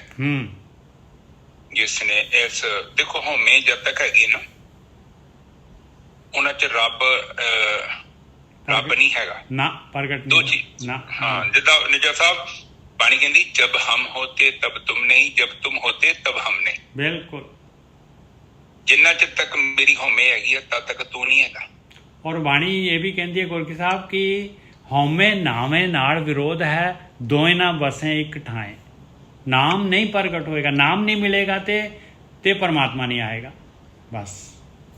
ਹਾਂ, ਉਹ ਨਿਜਾ ਸਾਹਿਬ ਜਦੋਂ ਭਗਤੀ ਕਰਦੇ ਆ ਨਾ ਤਾਂ ਆਟੋਮੈਟਿਕਲੀ ਹਉਮੈ ਨੇ ਖਤਮ ਹੋ ਜਾਣਾ, ਨਾਮ ਆਪਣੇ ਆਪ ਹੀ ਜੀਵਨ ਚ ਆ ਜਾਣਾ। ਹਾਂ, ਪਰ ਹਉਮੈ ਇੱਕਦਮ ਨਹੀਂ ਜੇ ਖਤਮ ਹੁੰਦੀ, ਕਿਉਂਕਿ ਹਉਮੈ ਦੇ ਅੰਦਰ ਹੀ ਤੇ ਹੈਗਾ। ਹਉਮੈ ਦੀ ਰੋਗ ਹੈ, ਦਾਰੂ ਵੀ ਇਨਮਾ ਹੈ। ਇਹਦਾ ਇਲਾਜ ਨਹੀਂ ਹੈ, ਇਲਾਜ ਵਾਲੀ ਬਿਮਾਰੀ ਹੈ। ਬਿਲਕੁਲ, ਇਹਦਾ ਇਲਾਜ ਹੋ ਸਕਦਾ। ਇਹਦਾ ਇਲਾਜ ਕਿਹਨੇ ਕਰਨਾ ਹੈ? ਨਾਮ ਨੇ ਕਰਨਾ ਹੈ। ਨਾਮ ਨੇ ਕਰਨਾ ਹੈ। ਨਾਮ ਕੀ ਹੈ? ਨਾਮ ਭਗਤੀ ਹੈ। ਜਦੋਂ ਨਾਮ ਸਾਡੇ ਸੀ ਭਗਤੀ ਹੈ, ਪ੍ਰਗਟ ਹੋ ਜਾਂਦੀ ਹੈ ਤੇ ਸਾਡਾ ਪਰਮਾਤਮਾ ਦੇ ਨਾਲ ਪਿਆਰ ਪੈ ਜਾਂਦਾ ਹੈ ਤੇ ਪਰਮਾਤਮਾ ਸਾਡੇ ਜੀਵਨ ਦਾ ਜਿਹੜਾ ਗਿਆਨ ਹੈ ਸਾਨੂੰ ਦੇ ਦਿੰਦਾ। ਅਸੀਂ ਜਿਹੜੀ ਬੇਵਕੂਫੀਆਂ ਕਰਦੇ ਆ ਉਹ ਬੰਦ ਕਰ ਦਿੰਦੇ ਆ। ਉਹ ਤੇ ਕੁਛ ਵੀ ਨਹੀਂ ਆ। ਹੁਣ ਕੋਈ ਤੁਹਾਨੂੰ ਪੁੱਛੇ ਵੀ ਇਹ ਬਿਮਾਰੀ ਤੋਂ ਮੁਕਤ ਹੋਣ ਦਾ ਕੀ ਤਰੀਕਾ ਹੈ, ਉਹ ਕਹਿੰਦੇ ਵੀ ਫਲਾਨੀ ਚੀਜ਼ ਨਾ ਖਾ, ਠੀਕ ਹੋ ਜਾਏਗਾ। ਬਿਲਕੁਲ। ਕੋਈ ਚੀਜ਼ ਏਦਾਂ ਦੀ ਖਾ ਰਹੇ ਵਾ ਜਿਹਦੇ ਕਰਕੇ ਬਿਮਾਰੀ ਹੈ। ਫਿਰ ਠੀਕ ਹੋਣ ਦਾ ਤਰੀਕਾ ਕੀ ਹੈ? ਹੁਣ ਲੋਕੀ ਦਵਾਈਆਂ ਖਾਈ ਜਾਂਦੇ ਆ, ਪਰ ਉਹ ਦਵਾਈ ਦੇ ਨਾਲ ਮਸਲੇ ਦਾ ਹੱਲ ਨਹੀਂ ਹੋਣਾ। ਉਹ ਤੇ ਚੀਜ਼ ਨੱਪੀ ਗਈ, ਪਰ ਅਸਲੀ ਉਦੋਂ ਹੱਲ ਹੋਣਾ ਵਾ ਜਦੋਂ ਤੁਸੀਂ ਉਹ ਚੀਜ਼ ਨੂੰ ਖਾਣਾ ਬੰਦ ਕਰਤਾ ਨਿਜਾ ਸਾਹਿਬ, ਜਿਹਦੇ ਕਰਕੇ ਤੇ ਪ੍ਰੋਬਲਮ ਹੋ ਰਹੀ ਹੈ। ਬਿਲਕੁਲ। ਹੁਣ ਦਵਾਈਆਂ ਖਾਈ ਜਾਓ। ਹੁਣ ਅੱਜ ਇੱਕ ਗਰੁੱਪ 'ਚ ਹੀ ਹੈਗੇ ਨੇ ਆਪਣੇ ਸਾਧਕ ਨੇ, ਉਹਨਾਂ ਦੇ ਹਸਬੈਂਡ ਨੇ ਕਿਤੇ ਪਤਾ ਨਹੀਂ ਕੀ ਉਹ ਬੰਦੇ ਦੀ ਬੁੱਧੀ ਭ੍ਰਿਸ਼ਟ ਹੋ ਜਾਂਦੀ ਜਦੋਂ ਉਹਨੇ ਸ਼ਰਾਬ ਪੀਣੀ ਸ਼ੁਰੂ ਕਰਤੀ ਹੈ। ਚਲੋ ਬਾਅਦ 'ਚ ਉਹਨਾਂ ਨੂੰ ਸ਼ੂਗਰ ਹੋ ਗਈ ਹੈ। ਸ਼ੂਗਰ ਹੋ ਗਈ ਆ ਤੇ ਚਲੋ ਸ਼ਰਾਬ ਛੱਡਤੀ ਆ, ਘਰ 'ਚ ਖੁਸ਼ੀ ਆ ਗਈ ਆ ਤੇ ਉਹ ਹੁਣ ਪਤਾ ਨਹੀਂ ਆਪਣੇ ਕਿਸੇ ਰਿਸ਼ਤੇਦਾਰ ਕੋ ਗਏ ਆ ਤੇ ਉਹ ਕਹਿੰਦਾ ਮੈਂ ਵੇਖ ਮੈਂ ਵੀ ਤੇ ਪੀਣਾ ਹੀ ਨਾਲ ਗੋਲੀ ਖਾ ਲਈਦੀ ਆ, ਤੂੰ ਕਿਉਂ ਛੱਡਦਾ? ਦੇਖੋ ਨਿਜਾ ਸਾਹਿਬ ਕਿੱਡੀ ਵਧੀਆ ਮੱਤ ਦਿੱਤੀ ਆ। ਉਹ ਕਹਿੰਦਾ ਮੈਂ ਤੇ ਆਪ ਗੋਲੀ ਖਾ ਲੈਣਾ, ਮੈਨੂੰ ਕੁਛ ਹੋਇਆ? ਤੂੰ ਕਿਉਂ ਡਰ ਗਿਆ? ਜਾ ਆ ਗੋਲੀਆਂ ਦਾ ਪੱਤਾ ਲੈ ਜਾ, ਇੰਡੀਆ ਤੋਂ ਮਿਲਦੀਆਂ ਨੇ ਹਿਮਾਲਿਆ ਦੀਆਂ ਗੋਲੀਆਂ, ਉਹ ਖਾ ਲਿਆ ਕਰ। ਲਿਆ ਬੋਤਲ ਕੱਢੀ ਹੈ ਹੁਣ। ਹਾਂ ਵੇਖੋ ਲੋਕ ਇਹਨੂੰ ਕਹਿੰਦੇ ਆ ਕਿ ਐਸੇ ਮੂਰਖਾਂ ਦਾ ਟੋਲਾ ਬੰਦੇ ਨੂੰ ਮਿਲਿਆ ਹੋਵੇ, ਤੁਸੀਂ ਚੰਗਾ ਕੰਮ ਕਿੱਥੋਂ ਕਰੋਗੇ? ਉਹ ਚੰਗਾ ਰਿਸ਼ਤੇਦਾਰ ਹੈ ਤੇ ਉਹੋ ਜਿਹਾ ਵੱਡਾ ਮੂਰਖ ਜਿਹੜਾ ਇਸ ਮੂਰਖ ਦੀ ਸਲਾਹ ਲੈ ਕੇ ਆ ਗਿਆ ਘਰੇ ਕਿ ਤੂੰ ਗੋਲੀ ਖਾ ਲਿਆ ਕਰ। ਕਹਿਣ ਤੋਂ ਭਾਵ ਹੈ ਕਿ ਮਿੱਠਾ ਦਬਲ ਕੇ ਖਾਈ ਜਾ, ਨਾਲ ਸ਼ਾਮੀ 2-3 ਗੋਲੀਆਂ ਡਾਇਬਟੀਜ਼ ਦੀਆਂ ਖਾ ਲਿਆ ਕਰ। ਇਹ ਕੋਈ ਅਕਲ ਵਾਲਾ ਕੰਮ ਹੈ? ਇੱਕ ਸਮਾਂ ਆਉਣਾ ਹੈ ਮੁੜ ਕੇ ਇਹ ਗੋਲੀ ਨੇ ਵੀ ਕੰਮ ਨਹੀਂ ਕਰਨਾ, ਫਿਰ ਟੀਕੇ ਲੱਗਣੇ ਇੰਸੂਲਿਨ ਦੇ, ਉਹ ਵੀ ਪਤਾ ਨਹੀਂ ਕਿੰਨੀ ਡੋਜ਼ ਜਿਨ੍ਹਾਂ ਨੂੰ ਹੈਗੀ ਜਾ ਕੇ ਪੁੱਛੋ, ਜਾ ਕੇ ਸਾਰਾ ਦਿਨ ਟੀਕੇ ਦੀ ਲੰਘ ਜਾਂਦਾ ਵਿਚਾਰਿਆਂ ਦਾ। ਇਹਨੂੰ ਚੰਗਾ ਮੂੰਹ ਤੇ ਕੰਟਰੋਲ ਕਰੋ। ਇੱਥੇ ਵੀ ਬਾਣੀ ਕਹਿ ਰਹੀ ਆ ਕਿ ਹਉਮੈ ਮਾਰ ਦਿੱਤੀ ਆ, ਸੋ ਸਤਿਗੁਰ ਪੂਰਾ ਧਨ ਹੈ ਜਿਨ ਹਰ ਉਪਦੇਸ਼ ਦੇ ਸਭ ਸ੍ਰਿਸ਼ਟ ਸਵਾਰੀ, ਸਾਰੀ ਸ੍ਰਿਸ਼ਟੀ ਨੂੰ ਸਵਾਰ ਦਿੰਦਾ ਹੈ ਉਹ ਪਰਮਾਤਮਾ ਦੀ ਉਪਦੇਸ਼। ਆਪਾਂ ਨੂੰ ਕਿਵੇਂ ਪਤਾ ਲੱਗਣਾ ਸੀਗਾ? ਆਪਾਂ ਨੂੰ ਵੀ ਤਾਂ ਜਿਹੜਾ ਹੈਗਾ ਇਹ ਸਤਿਗੁਰੂ ਤੋਂ ਬ੍ਰਹਮ ਗਿਆਨੀਆਂ ਤੋਂ ਹੀ ਪਤਾ ਲੱਗ ਰਿਹਾ ਭਾਈ ਭਗਤੀ ਕਰਨ ਦਾ, ਨਹੀਂ ਤਾਂ ਆਪਾਂ ਨੂੰ ਤਾਂ ਕੁਝ ਪਤਾ ਹੀ ਨਹੀਂ ਸੀਗਾ ਭਾਈ। ਹਾਂਜੀ ਬਿਲਕੁਲ ਇਸੇ ਤਰ੍ਹਾਂ ਫਿਰ ਗਿਆਨ ਜਦੋਂ ਲਿਖ ਜਾਂਦੇ ਨੇ ਫਿਰ ਉਹਨਾਂ ਦਾ ਗਿਆਨ ਪੜ੍ਹ ਕੇ ਤੇ ਅਣਗਿਣਤ ਲੋਕ ਜਿਹੜੇ ਨੇ ਅਨੰਤ ਸਮੇਂ ਤੱਕ ਮੁਕਤ ਹੁੰਦੇ ਜਾਂਦੇ ਨੇ। ਤੇ ਕੁਦਰਤ ਏਦਾਂ ਹੀ ਕੰਮ ਕਰ ਰਹੀ, ਉਹਨਾਂ ਸੱਚ ਜਾਣਿਆ, ਫਿਰ ਸੱਚ ਨੂੰ ਉਹਨਾਂ ਨੇ ਉਪਦੇਸ਼ ਕੀਤਾ, ਫਿਰ ਦੱਸਿਆ ਕਿ ਵੀ ਇਹ ਕੰਮ ਕਰਨਾ ਤੇ ਇਹ ਨਹੀਂ ਕਰਨਾ। ਤੇ ਫਿਰ ਐਸੇ ਲੋਕਾਂ ਦੀ ਸੰਗਤ ਕਰਨੀ ਹੈ ਜਿਨ੍ਹਾਂ ਦੇ ਪੱਲੇ ਵੀ ਕੁਝ ਹੋਵੇ। ਐਵੇਂ ਨਹੀਂ ਕਿ ਜਿਹੜਾ ਮਰਜ਼ੀ ਇੱਥੇ ਲਾਲ ਪੀਲੇ ਕੱਪੜੇ ਪਾ ਕੇ ਬੈਠਾ ਤੇ ਤੁਸੀਂ ਕਹੋਗੇ ਗੁਰਮੁਖ ਹੈਗਾ, ਉਹ ਗੁਰਮੁਖ ਨਹੀਂ ਹੋਏਗਾ। ਉਹਦੇ ਵੇਖੋ ਅੰਦਰ ਕੋਈ ਨੇ ਆਤਮਾ ਨੂੰ ਪ੍ਰਗਟ ਕੀਤਾ, ਉਹਨੇ ਸੱਚ ਨੂੰ ਜਾਣਿਆ ਹੈ, ਤਾਂ ਹੀ ਸੰਗਤ ਕਰਨ ਦਾ ਫਾਇਦਾ ਹੈ, ਨਹੀਂ ਤੇ ਤੁਹਾਡਾ ਸਮਾਂ ਖਰਾਬ ਹੋ ਜਾਏਗਾ। ਤੇ ਏਦਾਂ ਦੁਨੀਆ ਲੱਗੀ ਆ। ਹੁਣ ਮੈਂ ਹੈਰਾਨ ਹੁੰਦਿਆ, ਪਤਾ ਨਹੀਂ ਪੰਜਾਬ ਦੇ ਕਿੰਨੇ % ਲੋਕ ਈਸਾਈ ਬਣ ਗਏ ਆ। ਬਿਲਕੁਲ। ਤੇ ਬਾਬਾ ਜੀ ਜਿਹੜੇ ਆਪਣੇ ਜਿਹੜੇ ਪ੍ਰਧਾਨ ਹੈ, ਕੀ ਨਾ ਗੁਰਪ੍ਰੀਤ, ਕੀ ਨਾ ਇਹਨਾਂ ਦਾ, ਕਿਹੜੇ ਜੀ? ਆ ਜਿਹੜੇ ਅਕਾਲ ਤਖਤ ਸਾਹਿਬ ਦੇ ਬੰਦੇ ਸਿੰਘ ਸਾਹਿਬ ਵੱਡੇ, ਹਰਪ੍ਰੀਤ ਸਿੰਘ ਜੀ। ਆਹੋ, ਇਹਨਾਂ ਦਾ ਕੱਲ ਸਟੇਟਮੈਂਟ ਆਉਂਦੀ ਆ। ਮੈਂ ਕਹਿੰਦਾ ਕਿ ਤੁਸੀਂ ਏਡੀ ਵੱਡੀ ਪੋਜੀਸ਼ਨ ਤੇ ਬੈਠੇ ਜੋ, ਕਿੰਨੇ ਲੋਕ ਆਲਰੇਡੀ ਬਣ ਚੁੱਕੇ ਤੇ ਤੁਸੀਂ ਹੁਣ ਬਿਆਨ ਕਰ ਰਹੇ ਜੋ। ਇਹ ਤੇ ਹਜੇ ਗੱਲ ਰੁਕਣੀ ਨਹੀਂ ਆ, ਤੁਸੀਂ ਥੋੜਾ ਜਿਹਾ ਸਮਾਂ ਹੋਰ ਰੁਕ ਜਾਓ। ਆਉਣ ਵਾਲੇ ਸਮੇਂ 'ਚ 60-70% ਕ੍ਰਿਸਚਨ ਮਿਲਣਗੇ ਤੁਹਾਨੂੰ ਪੰਜਾਬ 'ਚ। 60-70% ਮੈਂ ਇਹ ਵਾਅਦੇ ਨਾਲ ਕਹਿਣਾ। ਪਾਸਪੋਰਟ ਵੀ ਚੇਂਜ ਕਰ ਦੇਣੇ ਲੋਕਾਂ ਨੇ। ਕਿਉਂ? ਕਿਉਂਕਿ ਲੋਕਾਂ ਦੀਆਂ ਜ਼ਰੂਰਤਾਂ ਨੂੰ ਉਹਨਾਂ ਨੇ ਟਾਰਗੇਟ ਕਰ ਲਿਆ। ਬਾਕੀ ਇਹ ਲੋਕਾਂ ਕੋਲ ਅਜੇ ਤੱਕ ਸਿੱਖੀ ਪ੍ਰੋਪਰ ਤਰ੍ਹਾਂ ਪ੍ਰਚਾਰ ਨਹੀਂ ਹੋਇਆ ਕਿ ਸਿੱਖੀ ਇਜ਼ ਨਾਟ ਅਬਾਊਟ ਕਿ ਤੁਹਾਡੀਆਂ ਸਰੀਰਕ ਲੋੜਾਂ ਦੀ ਪੂਰਤੀ ਕਰਨ ਵਾਸਤੇ ਬੈਠੇ ਆ। ਇਹ ਤੇ ਤੁਹਾਡਾ ਅਧਿਆਤਮਿਕ ਨਿਰਦੇਸ਼ ਕਰਨ, ਮਾਰਗ ਦਰਸ਼ਨ ਕਰਨਾ ਹੈ। ਇਹ ਜਿਹੜੀਆਂ ਤੁਹਾਡੀਆਂ ਜ਼ਰੂਰਤਾਂ ਤੁਸੀਂ ਖੁਦ ਮਿਹਨਤ ਕਰਕੇ ਪ੍ਰਾਪਤ ਕਰੋ, ਐਵੇਂ ਨਾ ਭੀਖ ਲਵੋ। ਤੁਸੀਂ ਕੀ ਸੋਚਦੇ ਜੇ ਕੋਈ ਬੱਚਿਆਂ ਨੂੰ ਪੜ੍ਹਾ ਕੇ ਤੇ ਉੱਥੇ ਤੁਹਾਨੂੰ ਬੜੀ ਸ਼ੋਭਾ ਮਿਲੂਗੀ? ਹਾਂ, ਬੱਚਿਆਂ ਨੂੰ ਜੇ ਪੜ੍ਹਾਉਣਾ ਤੇ ਆਪਣੀ ਹੱਕ ਹਲਾਲ ਦੇ ਪੈਸੇ ਨਾਲ ਪੜ੍ਹਾਓ, ਮਿਹਨਤ ਕਰੋ, ਉਹੀ ਸਾਰ ਹੈਗਾ। ਤੇ ਉਹ ਹੁਣ ਜਿੱਦਾਂ ਦਾ ਕਿਸੇ ਨੇ ਪ੍ਰਚਾਰ ਕੀਤਾ ਲੋਕੀ ਭੱਜ ਪੈਂਦੇ ਨੇ। ਹੁਣ ਉਹ ਬਾਬਾ ਇੱਕ ਇਹਨਾਂ ਦਾ ਫੜਿਆ ਵਾ ਪਾਸਟਰ, ਉਹਦੇ ਤੇ ਪਤਾ ਨਹੀਂ ਕਿਹੜਾ ਕੇਸ ਪਾ ਦਿੱਤਾ ਅਗਲਿਆਂ ਨੇ। ਉਹ ਮੱਥੇ ਦਾ ਹੱਥ ਰੱਖਦਾ, ਨਿੱਜਰ ਸਾਹਿਬ ਲੋਕੀ ਨੱਚਦੇ ਸੀ ਪੂਰੇ। ਤੇ ਇੱਕ ਹੋਰ ਚਵਲ ਜਿਹਾ ਬਾਬਾ ਆ ਗਿਆ ਵਾ, ਉਹ ਵੀ ਫੂਕ ਮਾਰਦਾ ਮਾਈਕ ਤੇ ਨਿੱਜਰ ਸਾਹਿਬ। ਪਤਾ ਨਹੀਂ ਬਾਬੇ ਕਿੱਥੋਂ ਆ ਜਾਂਦੇ, ਮੂਰਖਾਂ ਦਾ ਟੋਲਾ ਪਿੱਛੇ ਲੱਗ ਜਾਂਦਾ।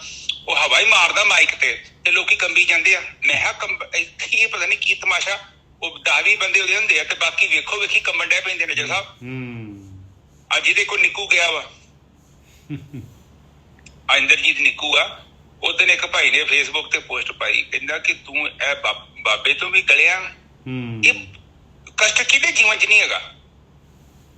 ਉਹ ਵਿਚਾਰਾ ਰਕਸ਼ਾ ਚਲਾਉਣ ਦਿਆ, ਰੇਹੜੀ ਖਿੱਚਣ ਦਿਆ, ਉਹ ਤੇਰੇ ਤੋਂ ਘੱਟ ਤੇ ਨਹੀਂ ਆ। ਉਹ ਤਰੀਕੇ ਬਾਬੇ ਜਾ ਕੇ ਗੁੱਟ ਫੜ ਕੇ ਬੈਠਾ ਕਿ ਬਾਬਾ ਜੀ ਮੇਰੀ ਮਦਦ ਕਰੋ, ਮੇਰਾ ਕੰਮ ਨਹੀਂ ਚੱਲਣ ਦਿਆ। ਉਹ ਜ਼ਿੰਦਗੀ ਤੇ ਹੈ ਹੀ ਸੰਘਰਸ਼ ਹੈ। ਜਦ ਤੱਕ ਤੂੰ ਹੈਗਾ ਇਹ ਸੰਘਰਸ਼ ਤੇ ਚੱਲਦੇ ਰਹਿਣਾ। ਤੇ ਉਹ ਨਿੱਜਰ ਸਾਹਿਬ ਉਹ ਮਿਹਨਤ ਲੱਗਦਾ ਉਸ ਬਾਬੇ ਨੇ ਕੋਈ ਇਹਦੇ ਨਾਲ ਕੋਈ ਹੋਊਗਾ ਹਿੱਸਾ ਪੱਤੀ, ਜਾਂ ਇਹਨੂੰ ਕੋਈ ਪੈਸਾ ਬਹੁਤ ਦੇ ਦਿੱਤਾ ਹੋਊਗਾ ਕਿ ਇੱਥੇ ਆ ਕੇ ਤੂੰ ਆਏਗਾ, ਤੇਰੇ ਵੱਲ ਵੇਖ ਕੇ ਹੋਰ ਪੰਜਾਬੀ ਬੜੇ ਤੁਰੇ ਆਉਣੇ। ਨਿੱਜਰ ਸਾਹਿਬ ਲੋਕ ਸੈਲੀਬ੍ਰਿਟੀ ਨੂੰ ਫੜਦੇ ਆ। ਬਿਲਕੁਲ। ਤੇ ਇਸ ਬੰਦੇ ਨੇ ਵੇਖ ਲਓ, ਉਹ ਬੰਦੇ ਨੇ ਨਹੀਂ ਸੋਚਿਆ। ਹੁਣ ਵੀ ਅੱਜ ਮੈਨੂੰ ਗੱਲਾਂ ਚੇਤੇ ਆਉਂਦੀਆਂ ਨੇ, ਜਿਹੜਾ ਜੱਸੀ ਆ ਨਾ ਸਿੰਗਰ ਨਿੱਜਰ ਸਾਹਿਬ ਜੱਸੀ ਆ ਮਨਮੋਹਨ ਵਾਰਸ ਹੋਣੀ era ਵਗੈਰਾ, ਇਹਨਾਂ ਦਾ ਜਿਹੜਾ ਉਸਤਾਦ ਸੀ ਨਾ, ਉਹਨੇ ਇਹਨਾਂ ਤੋਂ ਪ੍ਰੋਮਿਸ ਕਰਾਇਆ ਸੀ ਕਿ ਤੁਸੀਂ ਕਿਸੇ ਜਾਗਾ ਜੁਗਾ ਤੇ ਜਾ ਕੇ ਗਾਉਣਾ ਨਹੀਂ ਆ, ਕਿਉਂਕਿ ਲੋਕੀ ਤੁਹਾਨੂੰ ਸੁਣਨ ਵਾਸਤੇ ਜਾਣਗੇ ਤੇ ਲੋਕ ਗਲਤ ਵੀ ਦਾ ਮਤਲਬ ਨਿਕਲ ਸਕਦਾ ਨਿੱਜਰ ਸਾਹਿਬ। ਬਿਲਕੁਲ। ਉਹ ਲੋਕ ਭੀੜ ਇਕੱਠੀ ਕਰਦੇ ਨਾਲ ਸਿੰਗਰ ਸੱਦ ਲਿਆਉਂਦੇ ਆ। ਹੁਣ ਮੰਨ ਲਓ 1,50,000 ਸਿੰਗਰ ਨੂੰ ਦਿੱਤਾ ਤੇ ਉੱਥੇ 5-6 ਲੱਖ ਬਾਬੇ ਨੂੰ ਵੀ ਚੜ ਗਿਆ, ਮੁੜ ਕੇ ਜਾਗਾ ਮਸ਼ਹੂਰ ਹੋ ਜਾਂਦੀ ਹੈ। ਇਹ ਲੋਕ ਨਿੱਜਰ ਸਾਹਿਬ ਬੜੇ ਪੁਰਾਣੇ ਫਾਰਮੂਲੇ ਨੇ। ਬਿਲਕੁਲ। ਇਹ ਲੋਕ ਇਹ ਚਲਾਕ ਬੁੱਧੀ ਦਾ ਦਿਮਾਗ ਹੈ। ਹੁਣ ਇਹ ਸ਼ੁਰੂ ਚ ਵੇਖੋ ਤੁਹਾਨੂੰ ਇਹ ਨੋਟਿਸ ਨਹੀਂ ਕਰਦੇ ਲੋਕ ਕਿ ਪਹਿਲਾਂ ਮਾੜਾ ਮੋਟਾ ਹਸਪਤਾਲ ਖੋਲਣਗੇ, ਫਿਰ ਤੁਹਾਨੂੰ ਸਕੂਲ ਦੇ ਵਿੱਚ ਕਹਿਣਗੇ ਬੱਚੇ ਪੜ੍ਹਾਓ, ਇੱਥੇ ਸਸਤੇ ਪੜ੍ਹਾਓ, ਹੌਲੀ ਹੌਲੀ ਫੀਸਾਂ ਫੂਸਾਂ ਕਰਕੇ ਸੈਟਿੰਗ ਕਰਕੇ ਲੋਕ ਬੜੀ ਗੇਮ ਘੁਮਾਉਂਦੇ ਆ। ਇੱਥੇ ਤਰ੍ਹਾਂ ਦੁਨੀਆ ਨੂੰ ਬੰਨੋ। ਔਰ ਜਿਹੜਾ ਬੰਦਾ ਇਹ ਨਹੀਂ ਸੋਚਦਾ ਕਿ ਅਧਿਆਤਮਿਕ ਜੀਵਨ ਤੇ ਇਹ ਮੇਰੇ ਸਰੀਰ ਦੀਆਂ ਲੋੜਾਂ ਵੱਖੋ ਵੱਖ ਨੇ। ਮੈਂ ਆਪਣੇ ਆਪ ਨੂੰ ਅੰਨੇ ਖੂਹ 'ਚ ਨਹੀਂ ਸੁੱਟਣਾ ਇਹ 200-400 ਫੀਸ ਦੇ ਬਦਲੇ। ਮੈਂ ਆਪਣੀ ਆਇਡੈਂਟੀਟੀ ਬਾਣੀ ਇਹ ਕਹਿੰਦੀ ਹੈ ਕਿ ਤੂੰ ਭੀੜ ਦਾ ਹਿੱਸਾ ਨਾ ਬਣ। ਬਾਣੀ ਕਿਤੇ ਨਹੀਂ ਕਹਿੰਦੀ ਕਿ ਤੂੰ ਭੀੜ ਦਾ ਹਿੱਸਾ ਬਣ। ਬਾਣੀ ਕਹਿੰਦੀ ਕਿ ਜ਼ਿੰਦਗੀ ਤੇਰੀ ਆ, ਫੈਸਲਾ ਤੇਰਾ ਹੋਣਾ ਚਾਹੀਦਾ। ਐਵੇਂ ਥੋੜੇ ਜਿਹੇ ਲਾਲਚ ਬਦਲੇ ਨਹੀਂ ਕੰਮ ਕਰਨਾ। ਹੈ ਤੇ ਲਾਲਚੀ ਆ, ਹੋਰ ਕੀ ਦੇ ਰਹੇ ਨੇ। ਬਿਲਕੁਲ ਲੋਕੀ ਲਾਲਚ ਲਈ ਏਡਾ ਜ਼ਬਰਦਸਤ ਧਰਮ ਹੈ ਉਹਨੂੰ ਛੱਡ ਕੇ ਤੇ ਉਹ ਕ੍ਰਿਸਚਨ ਬਣ ਰਹੇ ਨੇ। ਚਲੋ ਇਹ ਗੱਲਾਂ ਹੁੰਦੀਆਂ ਨੇ, ਇਹ ਵੀ ਸਮਾਜ ਦੇ ਵਿੱਚ ਕੁਰੀਤੀਆਂ ਨੇ। ਦੇਖੋ ਬਾਣੀ ਕਹਿੰਦੀ ਆ ਕਿ ਤੂੰ ਐਵੇਂ ਨਾ ਆਪਣੇ ਆਪ ਨੂੰ ਕਾਸਟਿਊਮ ਚ ਨਾਲ ਲੈ ਕੇ ਆ, ਤੂੰ ਸੱਚ ਦੇ ਨਾਲ ਰਹਿਣਾ। ਐਵੇਂ ਲਾਲਚ ਦੇ ਕਰਕੇ ਤੂੰ ਆਪਣੇ ਜੀਵਨ ਦਾ ਮਾਰਗ ਨਹੀਂ ਛੱਡਣਾ। ਪਰ ਬੰਦਾ ਵੇਖ ਲਓ, ਉਹ ਤੁਹਾਨੂੰ ਦੱਸਿਆ ਆਲੂ ਗੰਢੇ ਤੇ ਕਿਸੇ ਨੇ ਸਬਜ਼ੀ ਲੈਣ ਦੀ 2-4 ਕਿਲੋ, ਕਿਸੇ ਨੇ ਧਰਮ ਬਦਲਤਾ, ਲਿਆਓ ਜੀ ਮੇਰੇ ਬੱਚੇ ਦੀਆਂ ਫੀਸਾਂ ਦੇ ਦਿਓ। ਹੋਰ ਕੀ ਹੋ ਰਿਹਾ? ਇਹ ਨਿਜਰ ਸਾਹਿਬ ਗੱਲ ਫੀਸਾਂ ਦੀ ਥੋੜੀ ਆ, ਤੂੰ ਆਪਣਾ ਜ਼ਮੀਰ ਵੇਚਦਾ ਵਾ। ਬਿਲਕੁਲ ਵੇਚਦਾ। ਹਾਂ, ਉਹ ਬੜੀ ਲੋ ਲੈਵਲ ਦੀ ਗੱਲ ਆ ਤੇਰੀ। ਤੇ ਤੂੰ ਹੁਣ ਉਹ ਯਿਸੂ ਮਸੀਹ ਦੀ ਤੂੰ ਹੁਣ ਕਰ ਬੰਦਗੀ, ਉਹ ਤੈਨੂੰ ਕਿੱਥੋਂ ਗੱਤ ਕਰਾ ਸਕਦੀ? ਬਾਣੀ ਤੇ ਕਹਿੰਦੀ ਕਿ ਰੱਬ ਤੋਂ ਇਲਾਵਾ ਕਿਸੇ ਦੀ ਭਗਤੀ ਨਹੀਂ ਕਰਨੀ। ਬਿਲਕੁਲ ਸਹੀ ਗੱਲ ਹੈ। ਪਰ ਤੂੰ ਉੱਥੇ ਜਾ ਕੇ ਹੁਣ ਚਰਚ ਜਾ ਕੇ ਮੱਥਾ ਟੇਕੇਗਾ, ਕ੍ਰੋਸ ਨੂੰ, ਇਹ ਨੂੰ, ਉਹ ਨੂੰ। ਬਾਣੀ ਇਹਨਾਂ ਚੀਜ਼ਾਂ ਨੂੰ ਮਨਾ ਕਰਦੀ ਆ। ਕਬੀਰ ਸਾਹਿਬ ਬਨਾਰਸ 'ਚ ਬੈਠੇ ਨੇ, ਇਸੇ ਚੀਜ਼ ਤੋਂ ਤਾਂ ਮੁਕਤ ਕੀਤਾ, ਅਸੀਂ ਫੇਰ ਪੱਥਰਾਂ 'ਚ ਪਾਉਣੀਆਂ।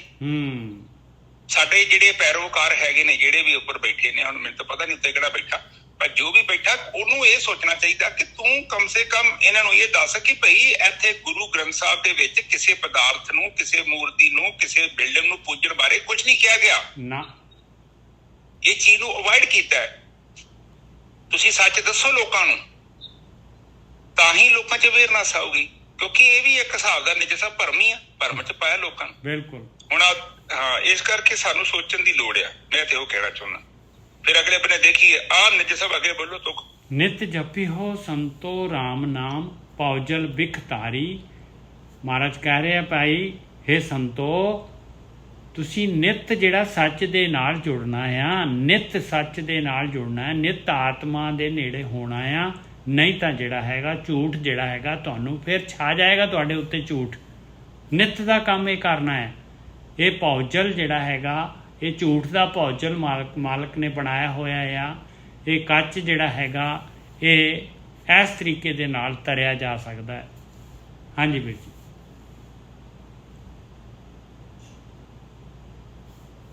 ਹਾਂਜੀ, ਉਹ ਕਹਿ ਰਹੇ ਨੇ ਕਿ ਜਿੱਦਾਂ ਇੱਕ ਸਕੂਲ ਦੇ ਵਿੱਚ ਬੱਚਾ ਜਾਂਦਾ ਹੈ, ਹਾਂ, ਉਹਨੂੰ ਹਰ ਦਿਨ ਸਬਕ ਮਿਲਦਾ ਹੈ, ਹਾਂ, ਤੇ ਜੇ ਇੱਕ ਦਿਨ ਸਕੂਲੇ ਨਹੀਂ ਜਾਂਦਾ ਤੇ ਕੀ ਹੋਊਗਾ? ਉਸ ਦਿਨ ਦਾ ਸਬਕ ਮਿਸ ਹੋ ਜਾਏਗਾ। 2 ਦਿਨ ਨਹੀਂ ਗਿਆ, 2 ਦਿਨ ਦਾ ਸਬਕ ਇਕੱਠਾ ਹੋ ਗਿਆ। ਹਫ਼ਤਾ ਨਹੀਂ ਗਿਆ, ਹਫ਼ਤੇ ਦਾ ਸਬਕ ਇਕੱਠਾ ਹੋ ਗਿਆ। ਹੁਣ ਜਿਹੜਾ ਟੌਪਿਕ ਤੇ ਗੱਲ ਚੱਲਦੀ ਆ, ਉਹਦੇ 'ਚ 7 ਦਿਨਾਂ ਦਾ ਗੈਪ ਆ ਗਿਆ। ਹਾਂ, ਉਹ ਤੇ ਸੀਰੀਅਲ ਬਣੇਗਾ ਨਹੀਂ ਨਿੱਜਾ ਸਾਹਿਬ, ਸਟੋਰੀ ਨਹੀਂ ਬਣੀ। ਬਿਲਕੁਲ ਨਹੀਂ। ਇਸੇ ਤਰ੍ਹਾਂ ਕਹਿੰਦੇ ਕਿ ਨਿਤ ਬੰਦਗੀ ਕਰਨੀ ਆ। ਥੋੜਾ ਜਿਹਾ ਚਿੱਤ ਤੁਹਾਡਾ ਗੰਦਾ ਹੋ ਗਿਆ ਸ਼ਾਮ ਤੱਕ, ਉਹਨੂੰ ਸਾਫ਼ ਕਰ ਦਿਓ ਸਾਧਨਾ ਦੇ ਰਾਹੀਂ। ਬਾਣੀ ਕਹਿੰਦੀ ਖਾਲਸਾ ਕਰੇ ਨਿਤ ਜੰਗ। ਜੰਗ ਦਾ ਮਤਲਬ ਇਹ ਵੀ ਹੈ ਕਿ ਚਿੱਤ ਨੂੰ ਸਾਫ਼ ਕਰ ਦੇ। ਬੁਰਾਈ ਦੇ ਪੌਦੇ ਉੱਗਣੇ ਆ, ਤੂੰ ਪੁੱਟ ਦੇ। ਕੁਝ ਸਮਾਂ ਆਪਣੇ ਜੀਵਨ ਚੋਂ ਕੱਢ। ਜਿਸ ਉਹ ਕਹਾਣੀ ਤੈਨੂੰ ਯਾਦ ਹੈ, ਰਾਜਾ ਗਿਆ ਕਿ ਮੱਠ ਦੇ ਵਿੱਚ, ਤੇ ਪੁਰਾਣੀ ਕਈ ਵਾਰੀ ਸੁਣਾਈ ਤੁਹਾਨੂੰ, ਪਰ ਚਲੋ ਨਾਲ ਜੋੜ ਦਿੰਦੇ। ਉਹ ਕਹਿੰਦੇ ਕੀ ਹੈ? ਕਹਿੰਦੇ ਜੀ ਇੱਥੇ ਤੇ ਅਸੀਂ ਇਸ਼ਨਾਨ ਕਰਦੇ ਆ, ਨਹਾਉਂਦੇ ਆ, ਇੱਥੇ ਅਸੀਂ ਆਰਾਮ ਕਰਦੇ ਆ, ਇੱਥੇ ਸੌਂਦੇ ਆ, ਇਹ ਸਾਡੀ ਰਸੋਈ ਆ, ਇੱਥੇ ਰੋਟੀ ਪੱਕਦੀ ਆ, ਤੇ ਇੱਥੇ ਆ ਹੁੰਦਾ, ਇੱਥੇ ਆ ਹੁੰਦਾ। ਤੇ ਇੱਕ ਬੜਾ ਵੱਡਾ ਹਾਲ ਆ। ਰਾਜਾ ਬੜਾ ਸੋਚਾਂ 'ਚ ਪਿਆ ਕਿ ਇਹਨੇ ਸਾਰਾ ਆਸ਼ਰਮ ਦਿਖਾਤਾ, ਤੇ ਆਹ ਜਿਹੜੀ ਵੱਡੀ ਸਾਰੀ ਚੀਜ਼ ਇਹਦੇ ਤੇ ਲੈ ਕੇ ਜਾਂਦਾ ਹੀ ਨਹੀਂ।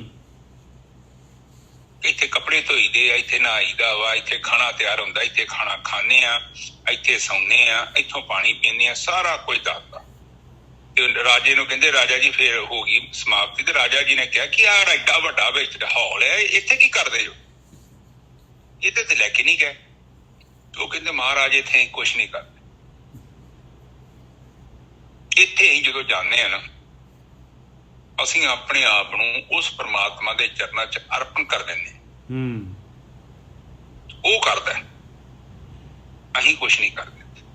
ਇਹੋ ਜੀਵਨ ਹੈ। ਬਾਣੀ ਇਹੋ ਨਿਤ ਜਪਣ ਦੀ ਗੱਲ ਕਰਦੀ ਕਿ ਬਿਲਕੁਲ ਤੂੰ ਦਿਨ 'ਚ ਕੁਛ 10 ਮਿੰਟ, 20 ਮਿੰਟ, 30 ਮਿੰਟ, 40-50 ਮਿੰਟ ਤੂੰ ਆਪਣੀ ਆਤਮਾ ਦੇ ਘਰ ਜਾ, ਸੱਚ ਦੇ ਨਾਲ। ਔਰ ਤੂੰ ਬਾਣੀ ਕਹਿੰਦੀ ਬਹੁਤ ਜਨਮ ਵਿਛੜੇ ਥੇ ਮਾਧੋ, ਇਹ ਜਨਮ तुम्हारे लेखे कि ਇਹ ਜਨਮ ਜਿਹੜਾ ਹੈ ਉੱਥੇ ਜਾਓ, ਉੱਥੇ ਜਾਣ ਦਾ ਟਾਈਮ ਹੈ। ਬਾਣੀ ਕਹਿੰਦੀ ਅਵਰ ਕਾਜ, ਤੂੰ ਨਾ ਪੰਗੇ ਲੈ, ਤੈਨੂੰ ਪਤਾ ਹੀ ਨਹੀਂ ਕੀ ਕਰਨਾ ਜਾਂ ਕੀ ਨਹੀਂ ਕਰਨਾ, ਪਹਿਲਾਂ ਆਤਮਾ ਕੋ ਜਾ ਕੇ ਗਾਈਡੈਂਸ ਤੇ ਲੈ ਲਾ। ਹੋ ਸਕਦਾ ਨਹੀਂ ਜਿਸਾ ਪੁਰਾਣੀ ਰੀਲ ਚਲਾ ਦੇ ਤੂੰ ਕੋਈ ਉਲਟੀ ਪੁਲਟੀ ਕਾਮ ਕ੍ਰੋਧ ਲੋਭ ਮੋਹ ਹੰਕਾਰ ਦੀ, ਬਿਲਕੁਲ। ਤੇ ਇਸ ਤੋਂ ਪਹਿਲਾਂ ਤੂੰ ਗੜਬੜੀ ਕਰੇ, ਤੂੰ ਮਸ਼ੀਨ ਨੂੰ ਚਲਾਉਣ ਤੋਂ ਪਹਿਲਾਂ ਮਸ਼ੀਨ ਨੂੰ ਚਲਾਉਣਾ ਕਿੱਦਾਂ ਸਿੱਖ ਲੈ ਜਾ ਕੇ। ਕਿੰਨਾ ਕੁ ਸਿੱਖਣਾ ਹੈ?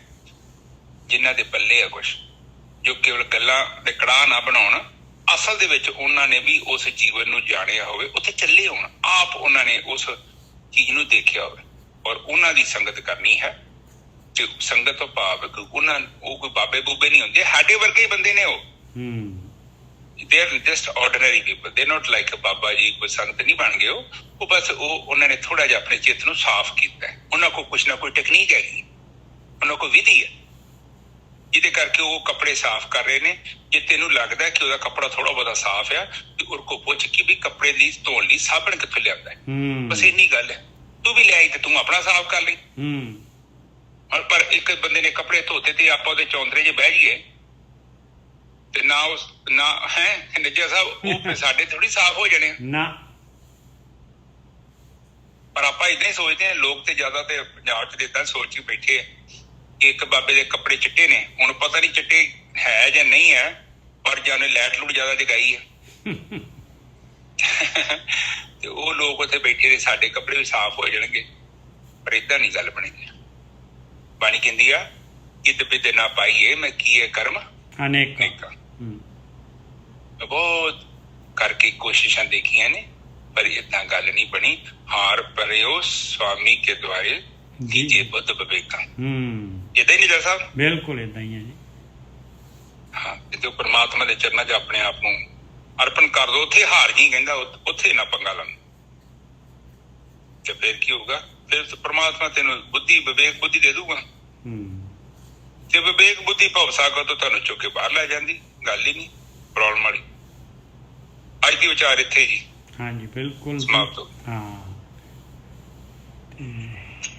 ਇਹਦੇ ਆਖਰੀ ਦੇ ਵਿੱਚ ਕਹਿੰਦੇ ਆ ਕਿ ਜੀ ਬਈ ਜਿਹੜੇ ਬ੍ਰਹਮ ਗਿਆਨੀ ਜਾਂ ਗੁਰੂ ਜਿਹੜੇ ਹੈਗੇ ਤੈਨੂੰ ਪਰਮਾਤਮਾ ਦਾ ਉਪਦੇਸ਼ ਦਿੰਦੇ ਆ, ਉਹਨਾਂ ਦਾ ਜਿਹੜਾ ਹੈਗਾ ਉਹਨਾਂ ਦੇ ਅੱਗੇ ਨਤਮਸਤਕ ਹੋ ਕੇ ਔਰ ਉਹਨਾਂ ਦੇ ਅੱਗੇ ਜਿਹੜਾ ਹੈਗਾ ਹਮੇਸ਼ਾ ਜਿਹੜਾ ਹੈਗਾ ਉਹਨਾਂ ਦੀ ਸੰਗਤ ਕਰ ਔਰ ਉਹਨਾਂ ਤੋਂ ਨਤਮਸਤਕ ਹੋ ਕੇ ਰਹਿ। ਬਸ। ਹਾਂਜੀ ਵੀਰ ਜੀ। ਹਾਂਜੀ, ਅੱਜ ਦੀ ਵਿਚਾਰ ਇੱਥੇ ਸਮਾਪਤ ਹੁੰਦੀ। ਵਾਹਿਗੁਰੂ ਜੀ, ਆਪਨੇ ਕੁਝ ਕਹਿਣਾ ਹੈ? ਇਹ ਸੀਗਾ ਕਿ ਜਿਹੜਾ ਆਪਣਾ ਤੁਸੀਂ ਦੱਸ ਰਹੇ ਸੀਗੇ ਨਾ, ਉਸ ਵੇਲੇ ਵੀ ਮੇਰੇ ਕੋਲ ਸਡਨਲੀ ਮਾਈਕ ਤੇ ਖੁੱਲ ਗਿਆ ਸੀਗਾ, ਪਰ ਮੈਂ ਕਹਿਣਾ ਨਹੀਂ ਸੀ ਉਸ ਵੇਲੇ। ਹੁਣ ਮੈਂ ਦੱਸਣਾ ਕਰਨਾ ਸੀ ਕਿ ਜਿਹੜਾ ਆਪਾਂ ਜਿਵੇਂ ਆਪਾਂ ਨੂੰ ਦੱਸਿਆ ਹੀ ਆ ਨਾ ਵੀ ਆਪਾਂ ਜਿਹੜੀ ਬੁੱਧੀ ਵਿਵੇਕ ਬੁੱਧੀ ਲੈਣ ਦਾ ਤਰੀਕਾ ਕਿ ਉਹ ਆਪਾਂ ਕਿਸ ਤਰੀਕੇ ਦੇ ਨਾਲ ਆਪਾਂ ਪ੍ਰਾਪਤ ਕਰਾਂਗੇ ਜੀ। ਕਿ ਆਪਾਂ ਜਿਹੜਾ ਹੈਗਾ ਕਿ ਜਿਹੜੇ ਗੁਰਮੁਖ ਹੈਗੇ ਆ ਉਹ ਸਾਨੂੰ ਦੱਸ ਰਹੇ ਨੇ, ਉਹਨਾਂ ਨੇ ਜਿੱਦਾਂ ਪ੍ਰਾਪਤ ਕੀਤੀ ਆ ਉਹ ਤਰੀਕਾ ਆਪਾਂ ਉਹਨਾਂ ਦੇ ਕੋਲੋਂ ਸਿੱਖ ਲਈਏ, ਜਿਹੜਾ ਕਿ ਹੁਣ ਵੀ ਸੰਗਤ ਦੇ ਵਿੱਚ ਤੁਸੀਂ ਸਿਖਾ ਰਹੇ ਹੈਗੇ ਆ। ਇਹਨੂੰ ਜਿਹੜਾ ਫੇਰ ਦੁਬਾਰਾ ਇੱਕ ਵਾਰੀ ਦੱਸ ਦਿਓ ਤਾਂ ਬਹੁਤ ਤੁਹਾਡੀ ਮਿਹਰਬਾਨੀ ਹੋਏਗੀ ਕਿ ਤੁਸੀਂ ਬੁੱਧ ਵਿਵੇਕ ਜਿਹੜੀ ਲੈਣੀ ਹੋਏ ਇਸ ਤਰੀਕੇ ਨਾਲ ਤੁਸੀਂ ਲੈ ਲਓ ਜੀ। ਮਿਹਰਬਾਨੀ ਜੀ। ਹਾਂਜੀ, ਵਿਵੇਕ ਬੁੱਧੀ ਦੇਖੋ ਇੱਥੇ ਤੇ ਕੇਵਲ ਤੁਹਾਨੂੰ ਨਾ ਉਹ ਕਮਰੇ 'ਚ ਜਾਣਾ ਪੈਣਾ ਗੁਰਖੀ ਸਾਹਿਬ। ਉਹੀ ਕਮਰਾ ਜਿਹੜਾ ਤੁਸੀਂ ਦੱਸਿਆ ਆ, ਉਹ ਸੰਤਾਂ ਦਾ ਕਮਰਾ ਜਿਹੜਾ ਹੈਗਾ ਉੱਥੇ ਹੀ ਜਾਣਾ ਪਊਗਾ।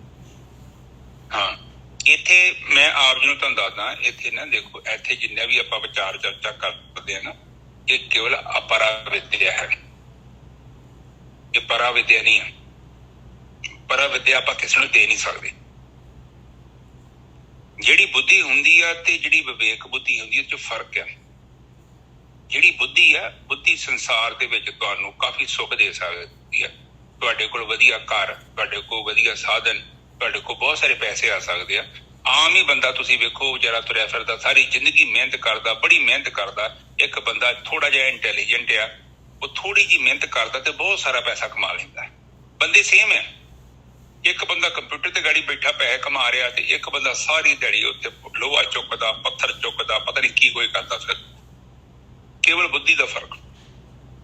ਜਿਹੜੀ ਵਿਵੇਕ ਬੁੱਧੀ ਹੈ ਉਹ ਤੁਹਾਨੂੰ ਭਗਤੀ ਦੇ ਨਾਲ ਹੀ ਪ੍ਰਾਪਤ ਹੋਣੀ ਹੈ, ਉਹ ਕੋਈ ਦੇ ਨਹੀਂ ਸਕਦਾ। ਇਹ ਪ੍ਰਮਾਤਮਾ ਤੋਂ ਆਉਂਦੀ ਹੈ। ਵਿਵੇਕ ਬੁੱਧੀ ਦਾ ਮਤਲਬ ਗਿਆਨ, ਬੁੱਧੀ ਦਾ ਮਤਲਬ ਇਹ ਬੁੱਧੀ। ਤੁਸੀਂ ਵਧੀਆ ਕਾਰੀਗਰ ਬਣ ਸਕਦੇ, ਵਧੀਆ ਸਿੰਗਰ ਬਣ ਸਕਦੇ। ਇਹ ਸੰਸਾਰ ਤੋਂ ਬੁੱਧੀ ਮਿਲ ਜਾਂਦੀ, ਕਾਲਜਾਂ 'ਚ ਵੀ ਬੁੱਧੀ ਮਿਲਦੀ ਹੈ। ਪਰ ਜਿਹੜੀ ਪਾਵਰਫੁਲ ਬੁੱਧੀ ਹੈ ਉਹਨੂੰ ਵਿਵੇਕ ਬੁੱਧੀ ਕਿਹਾ ਗਿਆ ਹੈ।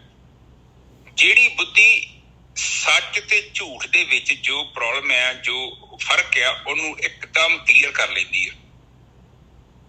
ਜਿਸ ਨੂੰ ਪਤਾ ਹੈ ਕਿ ਆਹ ਜਿਹੜਾ ਕਰਮ ਆ ਇਹਦਾ ਮਗਰ ਫਲ ਕੀ ਹੈ।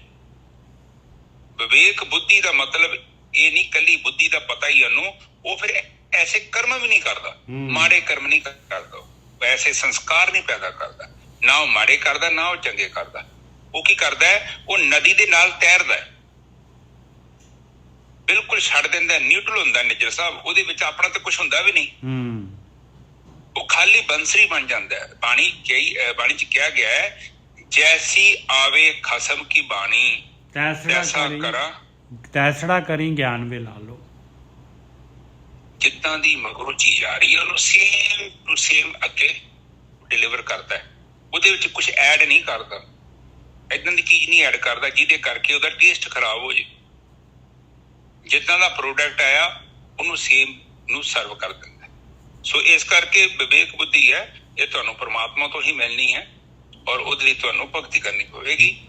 ਸੰਸਾਰੀ ਬੁੱਧੀ ਜਿਹੜੀ ਹੈ ਉਹ ਤੁਹਾਨੂੰ ਸੰਸਾਰ 'ਚੋਂ ਮਿਲੇਗੀ, ਕਿਤਾਬਾਂ 'ਚੋਂ ਮਿਲੇਗੀ, ਜਾਂ ਕੋਈ ਟੀਚਰ ਜਾਂ ਕੋਈ ਉਸਤਾਦ ਦੀ ਤੁਹਾਨੂੰ ਸੰਗਤ ਕਰਨੀ ਪਊਗੀ, ਕਾਲਜ, ਯੂਨੀਵਰਸਿਟੀ ਤੁਹਾਨੂੰ ਕਿਤੇ ਜਾਣਾ ਪਊਗਾ। ਔਰ ਵਿਵੇਕ ਬੁੱਧੀ ਤੁਹਾਨੂੰ ਧਿਆਨ ਸਿਮਰਨ ਦੇ ਨਾਲ ਹੀ ਮਿਲਣੀ। ਔਰ ਇਹ ਜਿੰਨੀ ਵੀ ਆਪਾਂ ਕਥਾ ਕਰਦੇ ਹਾਂ, ਜਿੰਨੀ ਵੀ ਬਾਣੀ ਲਿਖੀ ਆ, ਜਿੰਨੇ ਵੀ ਗ੍ਰੰਥਾਂ 'ਚ ਲਿਖੀ ਹੈ, ਇਹ ਕੇਵਲ ਇਹ ਪਰਾ ਵਿਦਿਆ ਹੈ। ਇਹ ਪਰਾ ਵਿਦਿਆ ਨਹੀਂ ਹੈ। ਪਰਾ ਵਿਦਿਆ ਦੇ ਵੱਲ ਜਾਣ ਦੇ ਲਈ ਇਸ ਵਿਦਿਆ ਦੀ ਲੋੜ ਹੈ। ਕਿਉਂ ਲੋੜ ਹੈ? ਕਿਉਂਕਿ ਤੁਹਾਡਾ ਮਨ ਜਿਹੜਾ ਹੈ ਇਹ ਭਾਸ਼ਾ ਸਮਝਦਾ ਹੈ। ਡਾਇਰੈਕਟ ਪਰਾ ਵਿਦਿਆ ਦੀ ਭਾਸ਼ਾ ਨੂੰ ਕੋਈ ਨਹੀਂ ਸਮਝਦਾ। ਬਾਣੀ ਬਾਰ-ਬਾਰ ਕਹਿੰਦੀ ਹੈ ਕਿ ਸੰਗਤ ਕਰੋ, ਸੰਗਤ ਕਰੋ, ਕਿਉਂਕਿ ਬਾਣੀ 'ਚ ਪਤਾ ਹੈ ਕਿ ਇਹ ਜਿਹੜਾ ਗਿਆਨ ਹੈ ਇਹ ਛੋਟੇ ਬੱਚੇ ਨੂੰ ਪਹਿਲਾਂ ਮਨ ਨੂੰ ਹੀ ਪੜਾਉਣਾ ਪੈਣਾ ਹੈ। ਉਹ ਤਾਂ ਤਿਆਰ ਹੀ ਨਹੀਂ ਹੋਣਾ ਨੇ ਜਾਣ ਨੂੰ। ਵਿਜੇ ਸਾਹਿਬ, ਬਿਲਕੁਲ ਤੁਹਾਡੀ ਮਨ ਦੀ ਕਾਉਂਸਲਿੰਗ ਹੋ ਰਹੀ ਹੈ ਸਾਰੀ।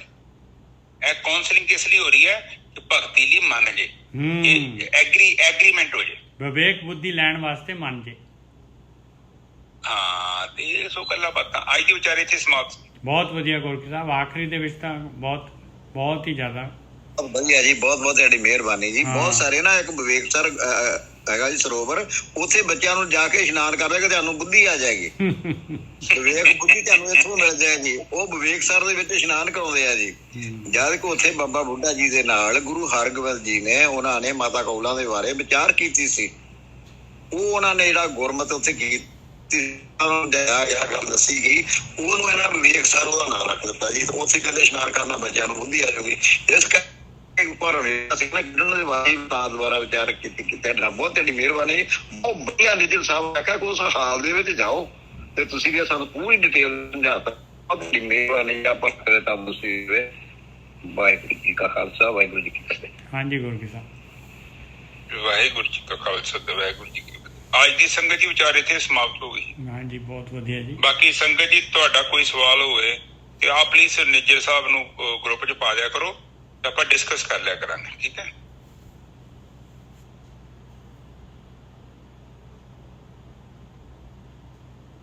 ਇੱਕ ਓਮਕਾਰ ਸਤਨਾਮ ਕਰਤਾ ਪੁਰਖ ਨਿਰਭਉ ਨਿਰਵੈਰ ਅਕਾਲ ਮੂਰਤ ਅਜੂਨੀ ਸੈਭੰ ਗੁਰ ਪ੍ਰਸਾਦ। ਇਹ ਮੇਰੇ ਪਿਤਾ ਗਰੀਬ ਨਵਾਜ਼ ਬਾਣੀ ਪੜ੍ਹਦਿਆਂ, ਵਿਚਾਰ ਕਰਦਿਆਂ, ਬਾਣੀ ਸਰਵਣ ਕਰਦਿਆਂ ਅਨੇਕਾਂ ਪ੍ਰਕਾਰ ਦੀਆਂ ਭੁੱਲਾਂ ਅਤੇ ਗਲਤੀਆਂ ਹੋ ਗਈਆਂ। ਨਿਦਾਨ ਵਿੱਚ ਸਮਝ ਕੇ ਮਾਫ ਕਰੋ। ਅੱਗੇ ਤੋਂ ਸ਼ੁੱਧ ਤੇ ਸਪਸ਼ਟ ਬਾਣੀ ਪੜ੍ਹਨ ਦੀ ਆਗਿਆ ਬਖਸ਼ਣੀ। ਆਈ ਸੰਗਤ ਦੀ ਹਾਜ਼ਰੀ ਆਪਣੇ ਦਰ ਤੇ ਪ੍ਰਵਾਨ ਕਰਨੀ। ਵਾਹਿਗੁਰੂ ਜੀ ਕਾ ਖਾਲਸਾ, ਵਾਹਿਗੁਰੂ ਜੀ ਕੀ ਫਤਿਹ। ਮੇਰੀ ਅਰਦਾਸ ਕਰਦੇ ਭਰਾਵਾ ਤੰਦਰੁਸਤੀ ਦੀ ਮਾਰ, ਮੈਂ ਤੇ ਦੋ ਦਵਾਈਆਂ ਖਾਈ ਜਾਂਦੀ ਲੈਣੀ। ਕੋਈ ਨਹੀਂ ਕਰਦੇ। ਇਹ ਮੇਰੇ ਪਿਤਾ ਮਿਹਰ ਕਰੋ, ਮਿਹਰ ਕਰੋ। ਇਸ ਮਾਤਾ ਨੂੰ ਵੀ ਤੰਦਰੁਸਤੀ ਬਖਸ਼ੋ। ਜੋ ਵੀ ਸਰੀਰ ਦੇ ਵਿੱਚ ਕਸ਼ਟ ਹੈ ਉਸਨੂੰ ਦੂਰ ਕਰੋ ਮੇਰੇ ਮਾਤਾ। ਆਈਆਂ ਸੰਗਤਾਂ ਦੀ ਵੀ ਹਾਜ਼ਰੀ ਆਪਣੇ ਦਰ ਤੇ ਪ੍ਰਵਾਨ ਕਰਨੀ। ਤੰਦਰੁਸਤੀ ਬਖਸ਼ਣੀ, ਸਮਤ ਬਖਸ਼ਣੀ, ਕਰ ਪਾਕ ਬਖਸ਼ਣਾ, ਸ਼ਾਂਤੀ ਬਖਸ਼ਣੀ, ਦਿਨ ਰੁਕਤਾ ਬਖਸ਼ਣੀ। ਇੱਕ ਹੋਰ ਸਾਧਕ ਨੇ ਮੇਰੇ ਪਿਤਾ, ਉਹ ਵੀ ਕਹਿੰਦੇ ਨੇ ਕਿ ਮੇਰੀ ਇਸੇ ਤਰ੍ਹਾਂ ਹੀ ਸੁਰਤੀ ਲੱਗੀ ਰਵੇ, ਮੈਨੂੰ ਬੰਦਗੀ ਦੇ ਵਿੱਚ ਆਨੰਦ ਮਿਲੇ, ਉਹ ਪਿਆਰ ਮਿਲੇ। ਤੇ ਜੋ